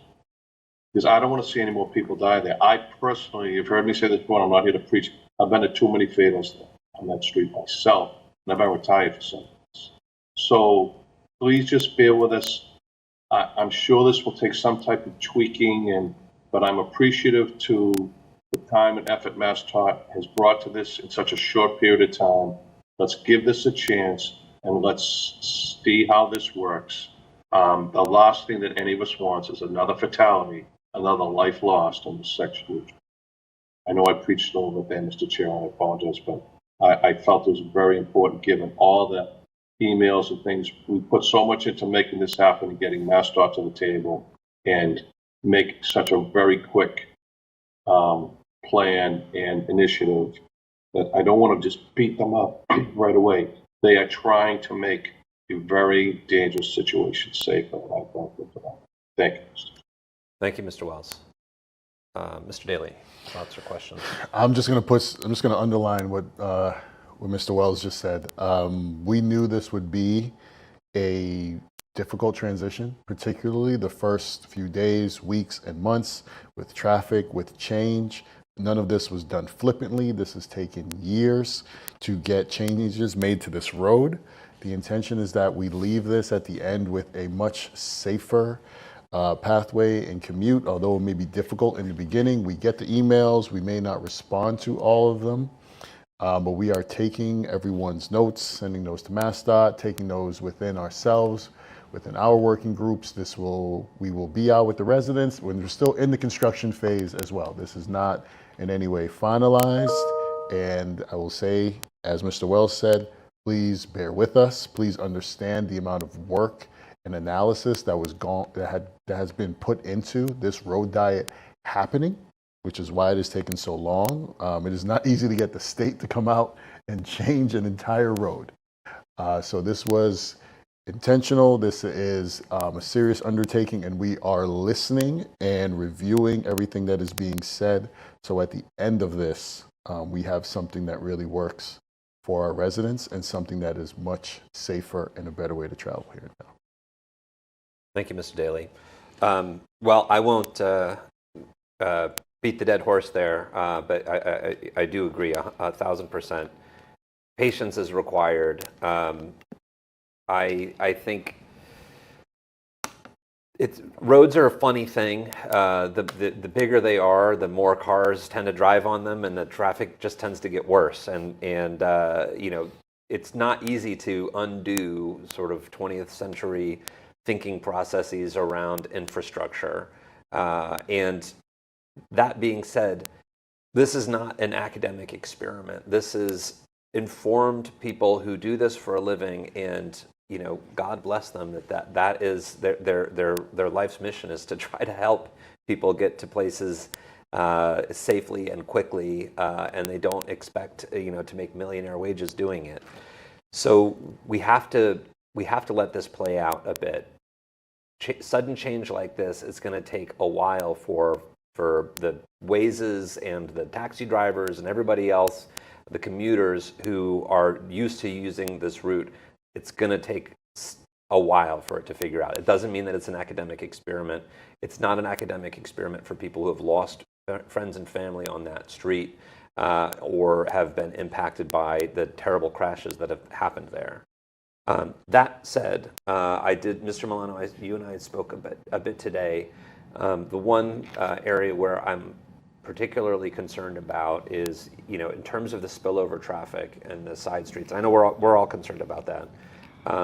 Is there an opportunity or a way for Milton Police, and I know you were going to talk to Chief King about this before our meeting, to potentially step up enforcement, for the safety of that spillover streets? Yes, and the department has been increasing patrols in that area and will continue to do so in terms of specific enforcement on roads that we see appear to be affected by a bit more traffic. More cars itself is not necessarily violations, so they might not be breaking laws by traveling on those roads, but it's certainly something that the department's aware of and working on, and will be certainly out there in the next few days and the next few weeks to observe that. And I'll just note, and kind of tying to that, is that prior to implementation, MassDOT did do traffic counts on essentially all of the streets that come on or off of Randolph Ave. So that pre-implementation data is really fresh. So as we meet and review with MassDOT, we'll be able to see and have them run additional counts to see what that impact is and where are we seeing it more than just the anecdotal. Let's follow what the data shows us. So we'll have both those pieces to build upon. Thank you, Mr. Milano. And then just a final question for you, and we've talked about this the timeline for MassDOT sort of giving us, obviously they're not going to have a lot of real clarity on what's happened in 3 days, but can you give us a quick sense of when they'll be coming back to us and when, sort of that sort of, I know this is a 6-month horizon, so we're really just at the start of this, but when we'll see them next and what we can expect. We haven't invited them into a specific meeting. We could certainly do that if the 21st makes sense, and we can gauge from them in terms of what that conversation will look like, and what that would be 2 full weeks of implementation.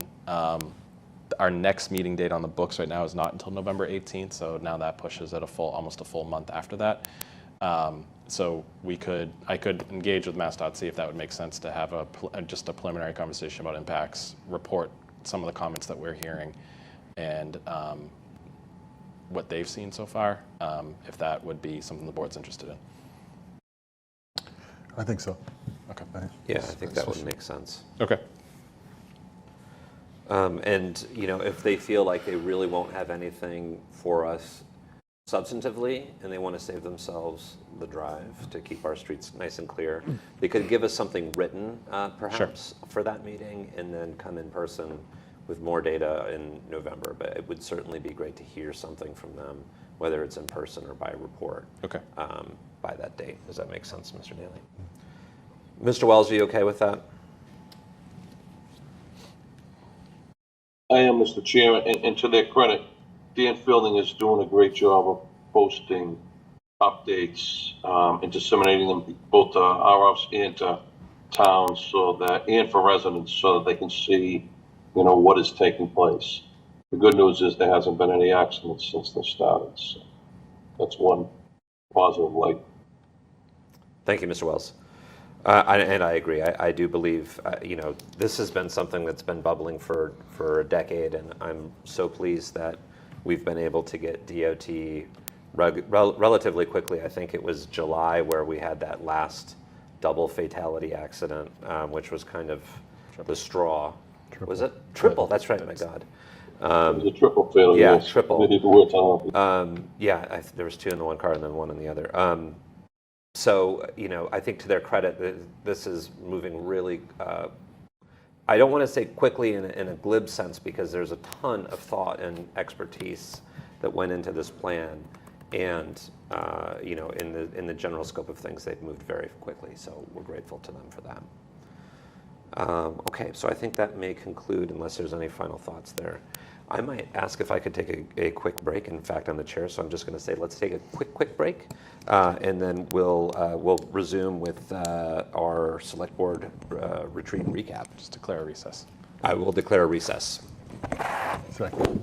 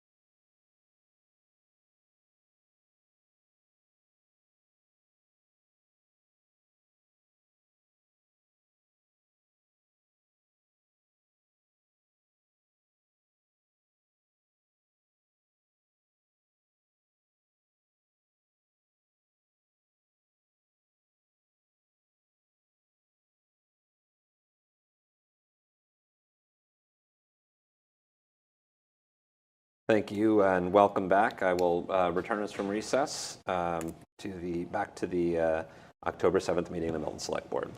The next item we have, Mr. Milano's Select Board retreat recap. We kind of previewed this a little bit earlier, but do you want to give us a little rundown of where we are and the timing for things? Yes, thank you.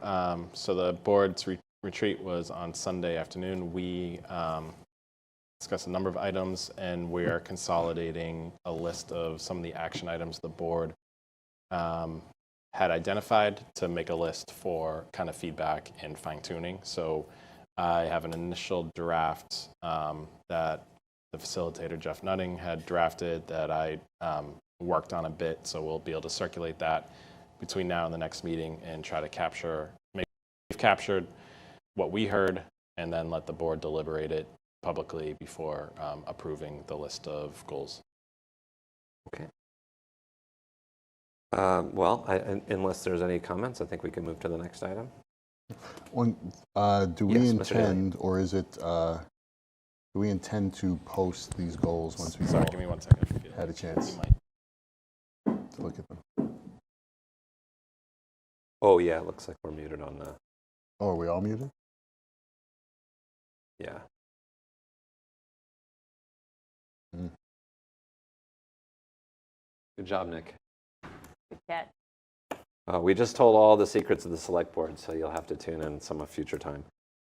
So just, do you want to even do a quicker recap of your recap that you've just given us? Sure. The board at the retreat discussed a number of potential goals. We are putting together that preliminary list to make sure we've captured everything right. We'll share it for the board's review ahead of deliberation and potential approval at our next meeting on the 21st. And then to Mr. Daly's question, which was, will those be posted? Yes, we would. So kind of in 2 steps. First, our packet would be posted prior to the meeting on the 21st. That'll include the latest draft version that we have. And then once the final version is approved, we'll post those on the town Select Board webpage.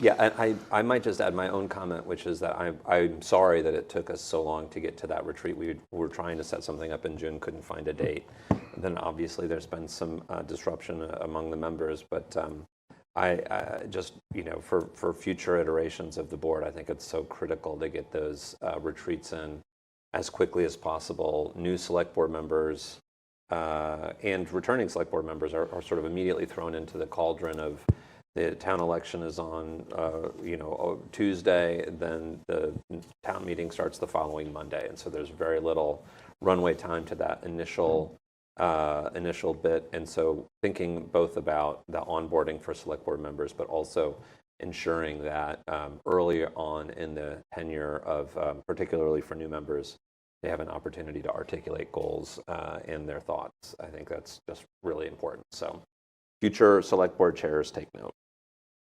And I own the fact that we didn't do ours until October.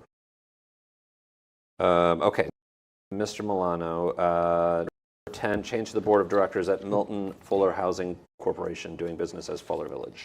Yes, thank you. Both this and item 11 are some paperwork updates from Fuller Village for their liquor license. They have 2 liquor licenses on site there. The first is just to update to reflect the current list of the board of directors. So they submitted that to us.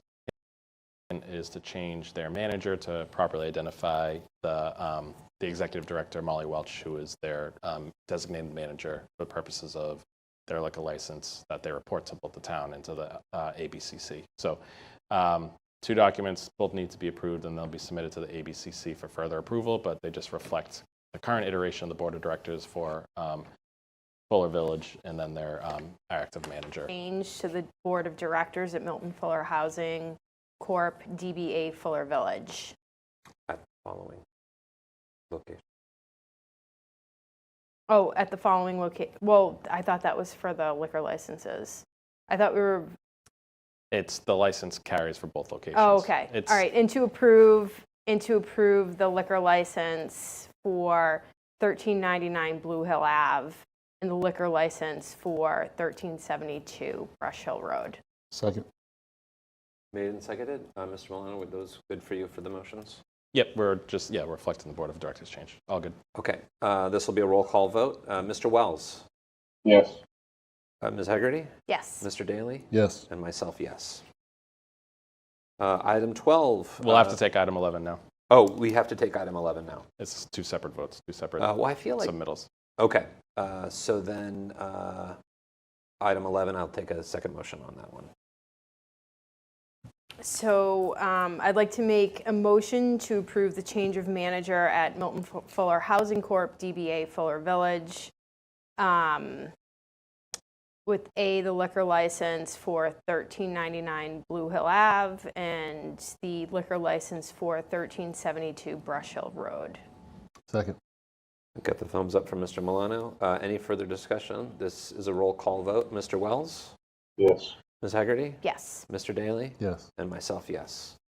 Now, for the big breaking news, we have a warm copy of the town warrant. Mr. Milano. Yes, thank you, Mr. Chair. The warrant committee completed their work last week. Appreciate the efforts that they put in to finalize their recommendations. Bless you. And Bless you. to write their comments. So upon the board's, what the board's being asked tonight is to approve the warrant. So all the articles that are within it and the manner in which they appear. The warrant committee's recommendations are also enclosed with it. This is with the printer now, and we expect delivery to hit by the end of this week. So we'd be looking for the select board to approve the warrant and approve it for posting. I'll take a motion on that if anyone would like to make. This one. Where is that? Okay, I move to approve the special town meeting warrant, index and greeting pages dated October 27th, 2025. That's good. A second. Made by Mr. Daly, seconded by Ms. Hegarty. Any further discussion? Mr. Wells. We'll do a roll call vote. Mr. Wells. So yes, Mr. Chair, I am voting yes on A, B, C, D, E, F, H, and I, and I vote no on G. Sorry, Mr. Wells, we're just voting on the approval of the, not for the Index individual. page, on the index page? Yeah, the index, Oh, the welcoming okay, remarks, yes. not the individual articles. Yes. That's right. And Mr. Milano's confirmed that. So Mr. Wells is a yes. Ms. Hegarty? Yes. Mr. Daly? Yes. And myself, yes. So I need to go back to 12? So we are done with 12, I think, yeah? On the warrant, yeah. On the warrant. The board is welcome to discuss the articles if you'd like. We can discuss them at a future meeting, discuss them before town meeting. I'll just for the warrant committee has voted to approve them all as they appear. They have one additional edit in the alcohol in town land one, which is article number 7. They have approved a recommendation that differs pretty significantly from the article for article number 8, which is light trespass. So that's one we might want to spend a couple more minutes talking about potentially at our future meeting. And I think Mr. Wells was pointing out his concerns with one of them, which is article 7, I believe, if I heard you right, Mr. Wells. That's correct. What's G, yeah, so I'm looking at it. I'm just holding my. Yep. We're open for my. Go ahead, Mr. Wells. But we don't have to do it now. We can do it at a future meeting, Mr. Dill. I've already echoed my concerns, both to Mr. Milano and to the warrant committee chair. Okay. And I'm guessing that your qualms are with the additions from the warrant committee. Is that it? They actually made 2. I'm okay so much with the first one. The second one is unreasonable. It will not exist anywhere else in the town.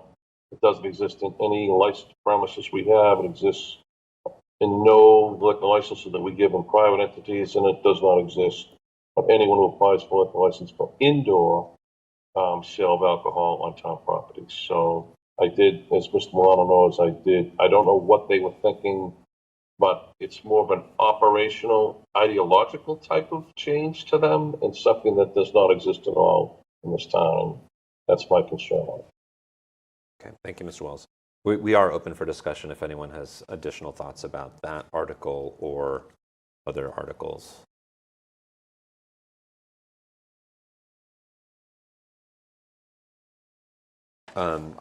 I will add my own just brief commentary on that. I think the alcohol on town land article is something that has gone through public hearings.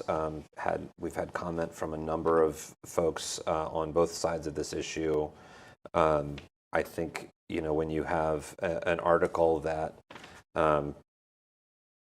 both sides are kind of not thrilled about, it tends to be a good compromise, but I'm sure that we'll have a lot of time to discuss this at town meeting.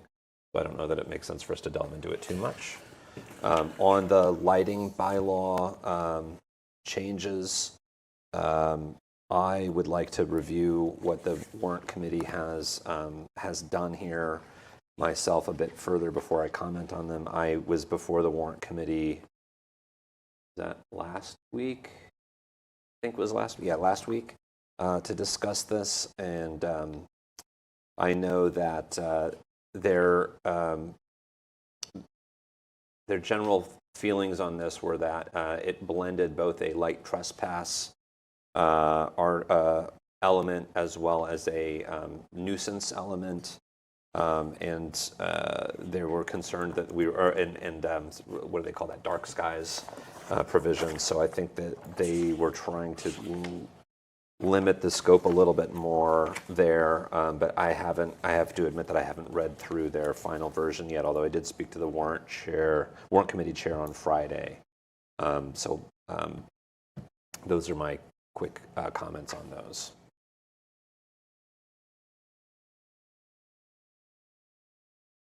And I will add at the very end of my comments that I do believe it's possible for us to get this done in one day. I do believe it. I think that I know that there's strong feelings on a couple of these, but I think that as a town, I think we can tackle 9 articles in one night, and I hope that we will. Not for the sake of expediency itself, but for the sake of really just good and efficient town government. I would ask for some more time as well to look at some of the updates from the warrant committee. One on the light trespass, the new committee of 3. I wonder how that would be assembled, given the discussion we had about if it comes back to select board, if it goes to the appeals or the folks that are handling other licensing.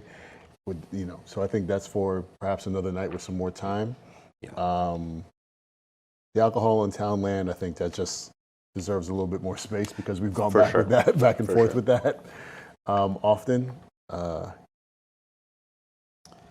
yeah, I think maybe So our next meeting we we'll can have address this. we have our meeting on the 21st, which is prior to the town meeting, so we can perhaps have a more robust discussion of some of the articles there. I will say that I know that the committee of 3 individuals appointed by the select board for the appeals process was the attempt by the warrant committee to continue to have an appeals committee and to not require it to be the select board. So I know that was the basis for that. Yeah. But yeah, I think that's probably a wise idea to come back on the 21st with some more substantive discussions. Yeah, that's. Okay. Ms. Hegarty, do you have? I mean, you're welcome to make more comments or thoughts here. Okay. So we've approved the warrant. We've discussed it. So we'll move on to discussion update report of the Milton Budget Coordination Committee. And I guess I'm turning over to my fellow members that are in person here for this, or Mr. Milano? No. Ms. Hegarty. is the chair. Ms. Hegarty is the chair of If she that wants to committee. kick it back to me, fine. So Of the Milton Budget Coordination Committee. So we had a successful second meeting last Friday where we went around to each member of the committee and just members in attendance to identify what the definition of success was for everyone. In a nutshell, folks are coming to the table to look at broader trends, higher level with the town to provide more transparency into our financial situation, And we committed to meeting again in the next couple of weeks. We spent a lot of time in that meeting with this discussion. We had wanted to get through the high-level overview of the 5-year plan, 5-year forecast, and we're going to be convening. Mr. Milano, I forget what the reconvene is. It the 7th? No, 17th. the 17th, right? A week from Friday, 17th. So we're going to be reconvening on the 17th to review that and to also just orient ourselves toward the roles that that the various committees are going to be playing on the committee. We also had a robust discussion on the budget calendars, which I think is going to be a useful product. So our vice chair, Leroy Walker, took a pass at putting everybody's budget calendar in one place, which I don't know if we've had that as a document in recent years, but it brought about like a pretty good discussion of when different groups are thinking about the budget and sort of the sequencing of filing items. So we are off to a good start. We're refining our approach and the products that we're looking to develop. I don't know if I'm missing anything. I would add that Yep. the word from our last meeting is institutionalized. Yes. Meaning everyone was very adamant about institutionalizing knowledge and procedures so that regardless of who sits on what board, this is part of what the calendar is, that everyone knows or is aware of the roles that each group plays in the budget process. When who is reviewing what's the deadline from the schools, what's the deadline from the warrant committee, when do things go in front of the select board, also the understanding that the select board is constantly meeting in our finance committee, and that's an expectation as well, and also knowing when do folks have input, when do you ask questions, and also in the 5-year plan, the big thing that we discussed was looking ahead at needs and understanding what may be coming down the pipe, and that everyone has an understanding when they're going through our numbers and our budget, that is not just for this one year, that we're looking ahead. And it's not to step on Mr. Milano, I think it's to make his job perhaps a little easier in his coordination with all the boards, that everyone has an understanding of their role and the expectations of them from the town. I think Great. I would add Mr. that Milano, yes. what I have found interesting about this is, like, on the one hand, it's of course we have a calendar, but on the other hand, this is raising and showing the importance of just communicating that, Right. sharing it publicly, and have it be part of something that's memorialized. And it really is about assigning tasks so people know when things are due. So I found that helpful. And the other thing, just we've talked about a budget summit with the school committee and the warrant committee and the select board together. So I'll be following up just to coordinate dates, to find a date to get all of those groups together in a room big enough to hold us, to have just an intro conversation of the budget year, and just to do it together with everybody. So that's one of the other things that we talked about a bit, as putting on that calendar, but now we got to find a date to do so. So there's that, and our reserves policies Yes. that are being worked on Yes.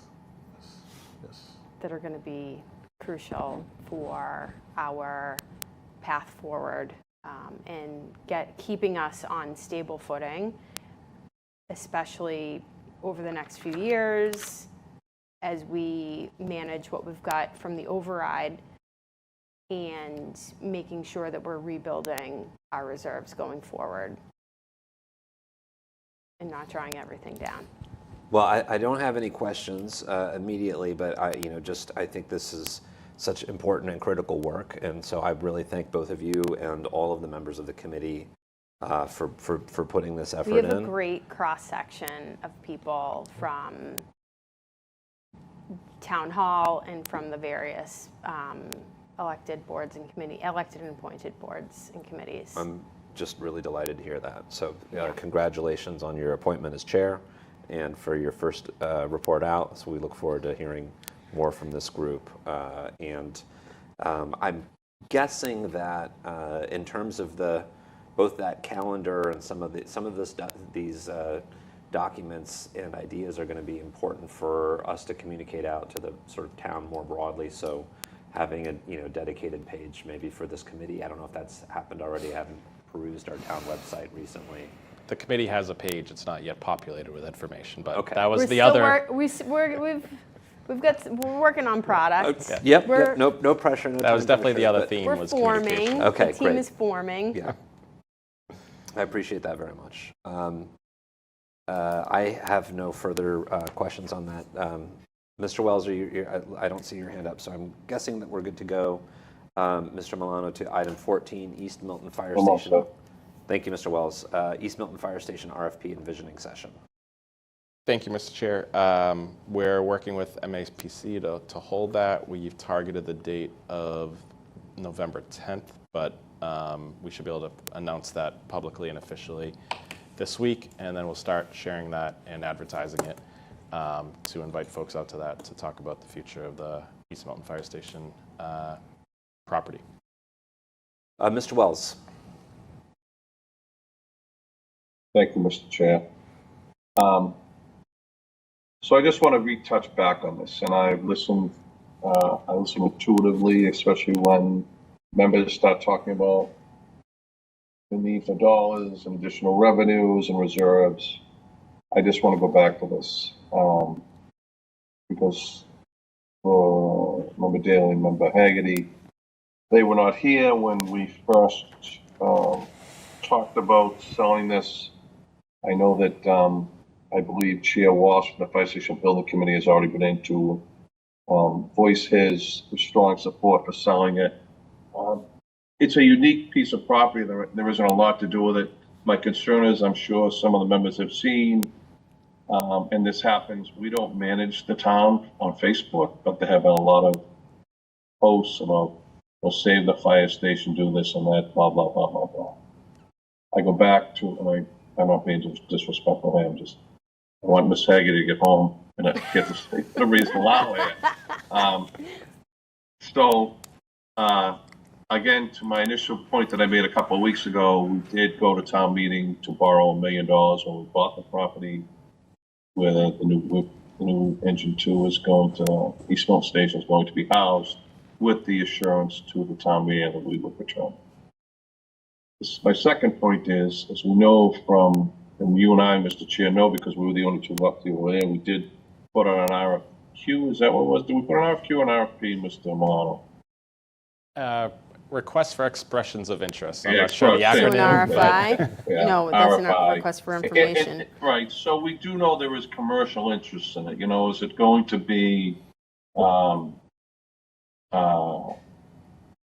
don't think it could be a housing or resident, it just doesn't have pipe, but there is a commercial value to it.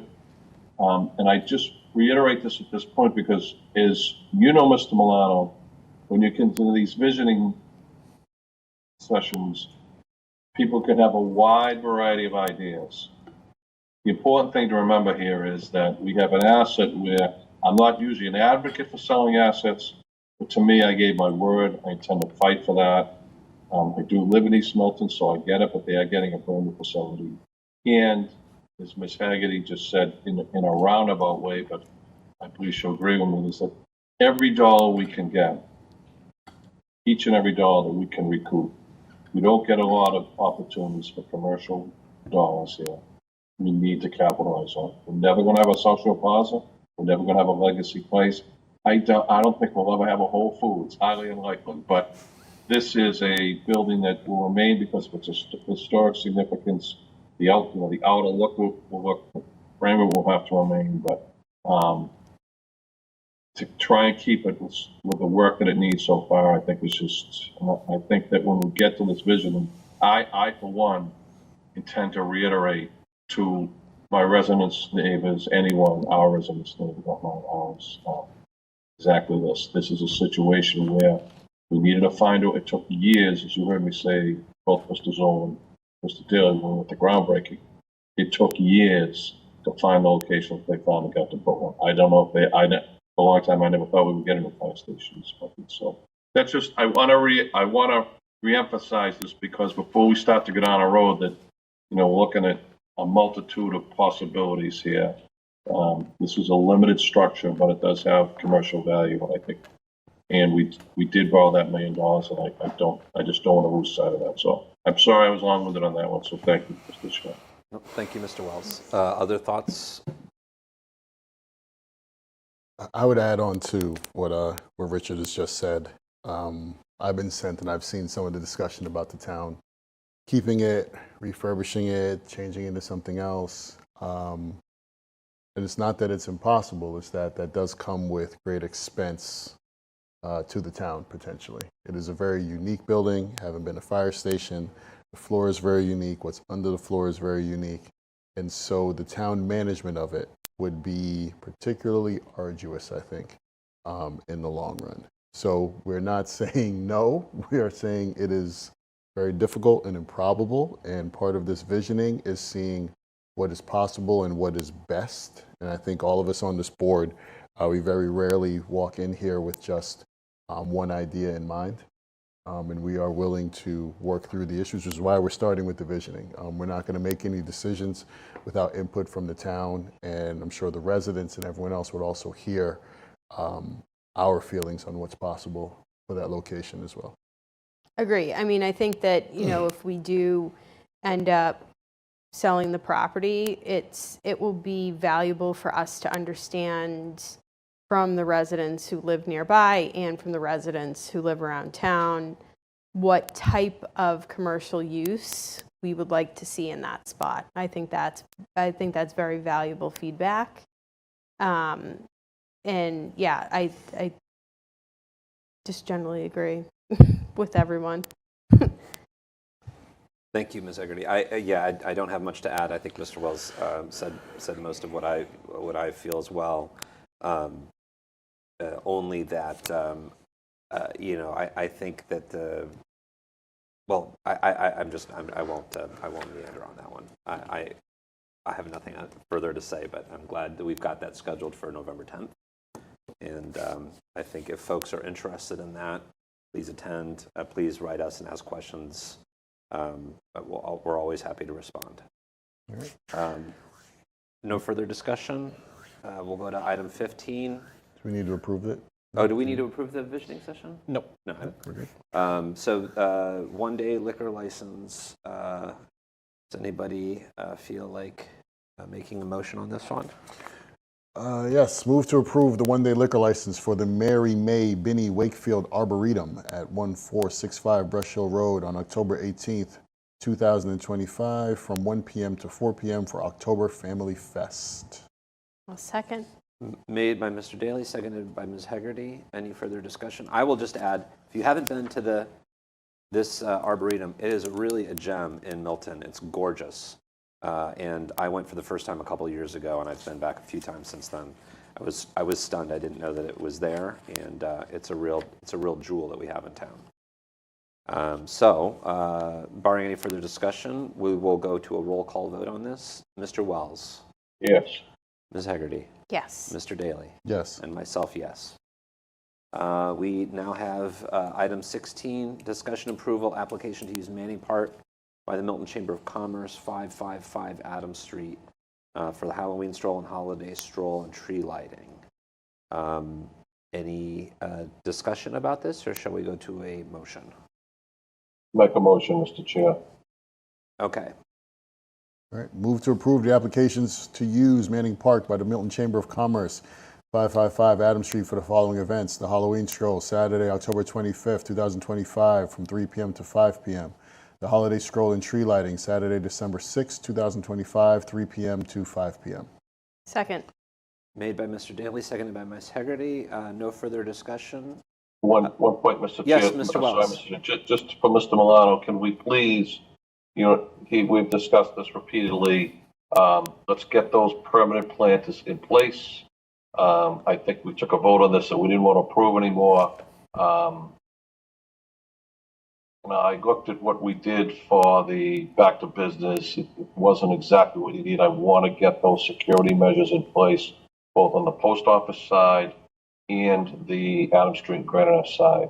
We need to do that. So, sorry, Mr. Chair, I don't want to hop on this, but it's an important security aspect for protecting pedestrians and people in that park. So I want to make sure we get that done. They It's an important were point. they were delivered at the end of last week. I believe DPW was installing either today or would be installing this week. So Could you give they'll us be a in written place. update maybe when they're Yep. installed? Yep. That would be wonderful. Thank you.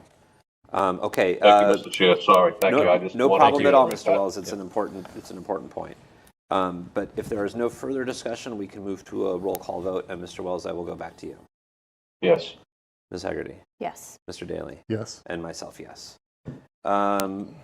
Item 18, application from First Parish Milton, 535 Canton Ave, to use the town green Baron Hugo gazebo on Sunday, October 26, 2025, from 12 p.m. to 4 p.m. for trunk or treat with the First Congregational Church.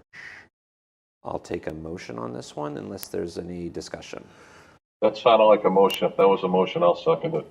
All right, I'll make that a motion. I don't usually do it, but it's fine. Seconded by Mr. Wells. This will be a roll call vote. Mr. Wells. Yes. Ms. Hegarty. Yes. Mr. Daly. Yes. And myself, yes. Just thinking of you, Miss Haggerty. Thank you. We just got to. It looks like you're about to go to bed, you know. No. I have a lot of work to do. I have Okay. a busy day tomorrow, too. Mr. Milano, you had something Item on the 17. minutes.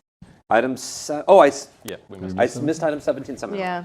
Don't Don't tell Scott Farrell. I'll take a motion because I apparently made it the last time by reading the agenda Right. item. Discussion to approve the application to use the town green gazebo, Baron Hugo gazebo by First Parish Milton on Sunday. No, we did Nope, that one. that's 17. Sorry, I skipped Did we ahead. skip Yeah, 17? Yeah. the number 17. I was reading 17. No, you were reading 18. Yes. He's somehow. reading Do my we- 17. Do we have What number- separate Oh, copies? yeah. Yeah, it's, We have it it's backwards. read, It's read actually 18. 18. It's Sorry. Okay, 18. All right. Okay. Got it backwards. Move to approve the application to use Manning Park from Scott Farrell of the Milton Chamber of Commerce, 17 Mark Crest Drive, the holiday light installation and display November through December. Second. Made by Mr. Daly, seconded by Mr. Wells. Further discussion? Mr. Wells, Yes. Ms. Hegarty, Yes. Mr. Daly, Yes. and myself, yes. Sorry for the confusion. No, that's my That's all fault. right. Thank you. I still don't Now I understand think what we're at happened. item 19. Yes, now we are. Oh, And so okay. we have a discussion and approval of meeting minutes. Was everybody here for each of those? 18th and 25th? Yeah. Mm-hmm. And 26th? Yep. Well, this one from 2205, I don't know that any of us were here for. 200 years in the future. Well, Oh, wow. I'll take a motion on this one. I was not at the 18th. Okay, I'll take separate I was out of motions on this state. one. Okay. right. Motion to approve the meeting minutes from August 18th. Mr. Wells did not attend. Second? Okay, made by Mr. Daly, seconded by Ms. Hegarty. This will be a roll call vote. Mr. Wells? He's out on that one. Abstain. Yep, Ms. Hegarty? Yes. Mr. Daly? Yes. And myself, yes. All right. Move to approve the meeting minutes dated August 25th, 2025 and August 26th, 2025. Second? Made it. Second. And any discussion? Mr. Wells? Yes. Yes. Ms. Hegarty? Yes. Mr. Daly? Yes. And myself, yes. Town Administrator's Report. Mr. Milano. Thank you, Mr. Chair. So we talked about the special town meeting, but just as a reminder for town meeting members, it begins Monday, October 27th at 7:30 at the high school.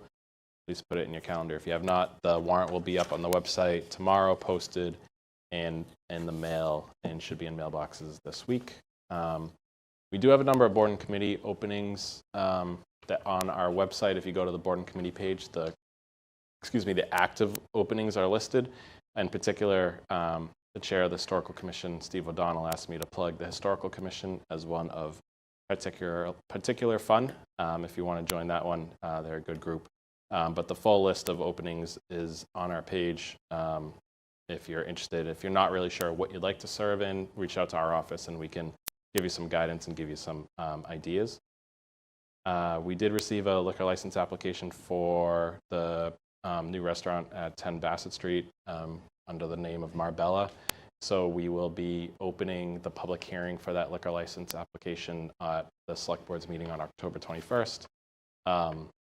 So the plan would be to open the public hearing then, take comments, and the board can choose to do at that point. Richard's got his hand up there. And we'll be advertising that in the paper, and it'll be abutters will be notified as well for that. And Mr. Wells, I'll let you jump in. Do you have a question, Mr. Wells? I do. So just for both for Mr. Daly and Ms. Haggerty, because this is their first time going through this, unlike a new license application, what the applicant is applying for on this one is for an existing license, which was previously assigned to the plate restaurant. So it's an we'll be voting on, this won't require any House or Senate action. This is an existing license within the town, and it will only require our vote once we vote on it. It will be moved to, if it's approved, will move to the same location, but the new business. Correct. So is the owner the same? No. Okay. The license That's has been why we have to returned. do this. The license has been returned to us. Now it's up to the select board to Oh, issue. okay. The board can only issue it to that specific location, but Got a it. new entity may apply for it, which is the case Right. here. And even though, I mean, weren't the owners of the plate the same? No. They're not the no, same. different Okay. owners. This is the Sorry. owner of the fruit stand. New ownership. Got it. Okay.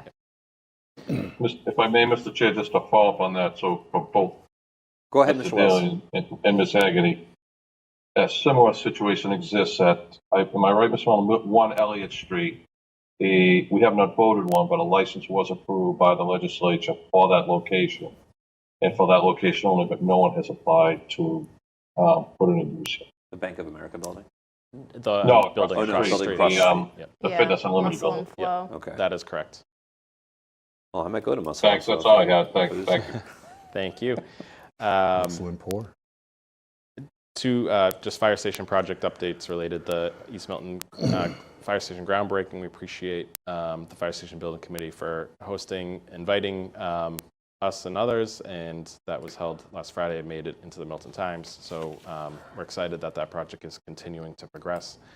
And related, that the fire station building committee is really starting to work now on the third project, which is the Atherton Street Station for Engine 4. The committee is meeting October 14th, so we expect to take that discussion from the committee level up to the select board as well to map out what that process will be for getting that third project underway before voters, before town meeting as required, to make sure we finish the 3 fire station projects. And then I just wanted to note that with the new town council transition that we've been in touch and meeting with Darren Klein from KP Law. He attended our department head meeting last week, so I had a chance to meet department heads. The first round of office hours will be next week, so folks will be able to sit with him and start working on items in earnest. We have the site view with Mass DEP tomorrow for the Lower Guile ongoing appeal. That'll be at Lower Guile with the hearing officer.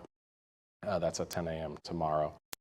And then just lastly, I just want to note that IT Director Rob Mallett's mother passed away a couple of weeks ago.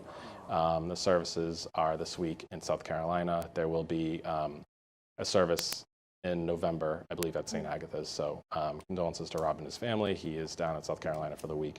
And we know the impact that has on the family. So we just want to extend our condolences to Rob and to all his siblings and his father. So that concludes my report, Mr. Chair. Thank you, Mr. Milano. For the chair's report, obviously extending our sympathies to Mr. Mallett. Also, Ms. Jean Darcy, who's our retirement director for the town, just lost her daughter, Erin, to cancer. And so we extend our sympathies and our condolences to that family as well. No one should have to lose a child to cancer. Yeah, it's just terrible. So our thoughts and our prayers are with her. We had, in other firefighter news, there was a fantastic fundraiser for firefighter Danny Thomas this past weekend at Florian Hall in Dorchester. I know some of the members here went, and it was really, I think, a great success. There was a huge turnout, and I the speeches, and there was a lot of emotion, but a lot of love in that room. So it was great to be a part of it. Also, on this past Saturday, there was the Mid-Autumn Festival that was organized by the Milton Asian American Pacific Islander Coalition. It was a great success. There was a number of people out there. There was free mooncake, which is always a bonus. So thank you to that group for pulling that together. And I know Connect Milton was also a part of that, so thank you to Connect Milton. And finally, I would be remiss if I didn't note that today is October 7th, which is the 2-year anniversary of the Hamas massacre that began this latest round of fighting in Israel and Palestine, and just that peace comes with effort, and I hope that no one has a monopoly on grief. No one should have a monopoly on grief. There's so much grief to go around right now in that area. It's important for us to keep all of the folks who are grieving in our thoughts, and to continue to work for peace and the return of the hostages. I don't think that we need to go into too much more detail about that, but I would be remiss if I didn't mention that. I don't have any other items from the chair. Public comment response, I feel like we already addressed the library parking in detail. So moving on to future meeting dates, we have on our select board meeting, next one is October 21st. Then we'll have one on November 18th and December 2nd. And December 16th. We will also be convening on the 27th of October for a special town meeting, and the 28th and the 29th if that is necessary. Any future agenda item suggestions from members? I think we had a couple from our discussions earlier, Mr. Milano. I don't know if anybody has anything else that they'd like to put on the agenda in the future. As always, it's my policy, and I think it should always be the policy of the select board, that any select board member that has a agenda item that they want to see on the agenda, it gets put on the agenda. So that remains my strong belief. Yes. I think Ms. Aguirre. last meeting we discussed the potential for the Board of Health to present on their activities overall, and also to speak to the opioid settlement funds that are being administered. I don't know if... Yes, Caroline Kinsella and I had looked at dates. So Okay. I've given her our calendar, and I know Great. she provided me the date that worked for them. I don't remember off the top of Sure. my head. But it's happening. It's, yes. Yeah. Okay, Great. cool. Okay, well, I'm going to steal this from you, Mr. Daly. I am going to then move to adjourn from open session and enter into executive session to discuss strategy with respect to collective bargaining, Milton Clerical Unit of the Southeastern Public Employees Association, Milton Professional Management Association, Milton Public Employees Association, Milton Firefighters Local 1116, Milton Police Association, Milton Superior Officers, Milton Library Association. Based on my belief that discussion of this matter in open session may have a detrimental effect on the bargaining position of the Select Board will not return to open session. Could I have a second? Second. Seconded by Mr. Daly. This is a roll call vote. We'll start with Mr. Wells. Yes. Ms. Hegarty. Yes. Mr. Daly. Yes. And myself, yes. I'm going to move to adjourn from open session and enter into executive session to consider the purchase, exchange, lease, or value of real property, exchange, lease, or sale of value real property, I would imagine, Quarry Hills, based on my belief that the discussion of this matter in open session may have a detrimental effect on the negotiating position of the Select Board. The Select Board will not return to open session. Second. Seconded by Mr. Daly. This is a roll call vote. We've already lost Mr. Wells. So Ms. Hegarty, Yes. Mr. Daly, Yes. and myself, yes. And then, so I will move to adjourn. And we've moved to adjourn. Move to so, adjourn, yeah. yeah.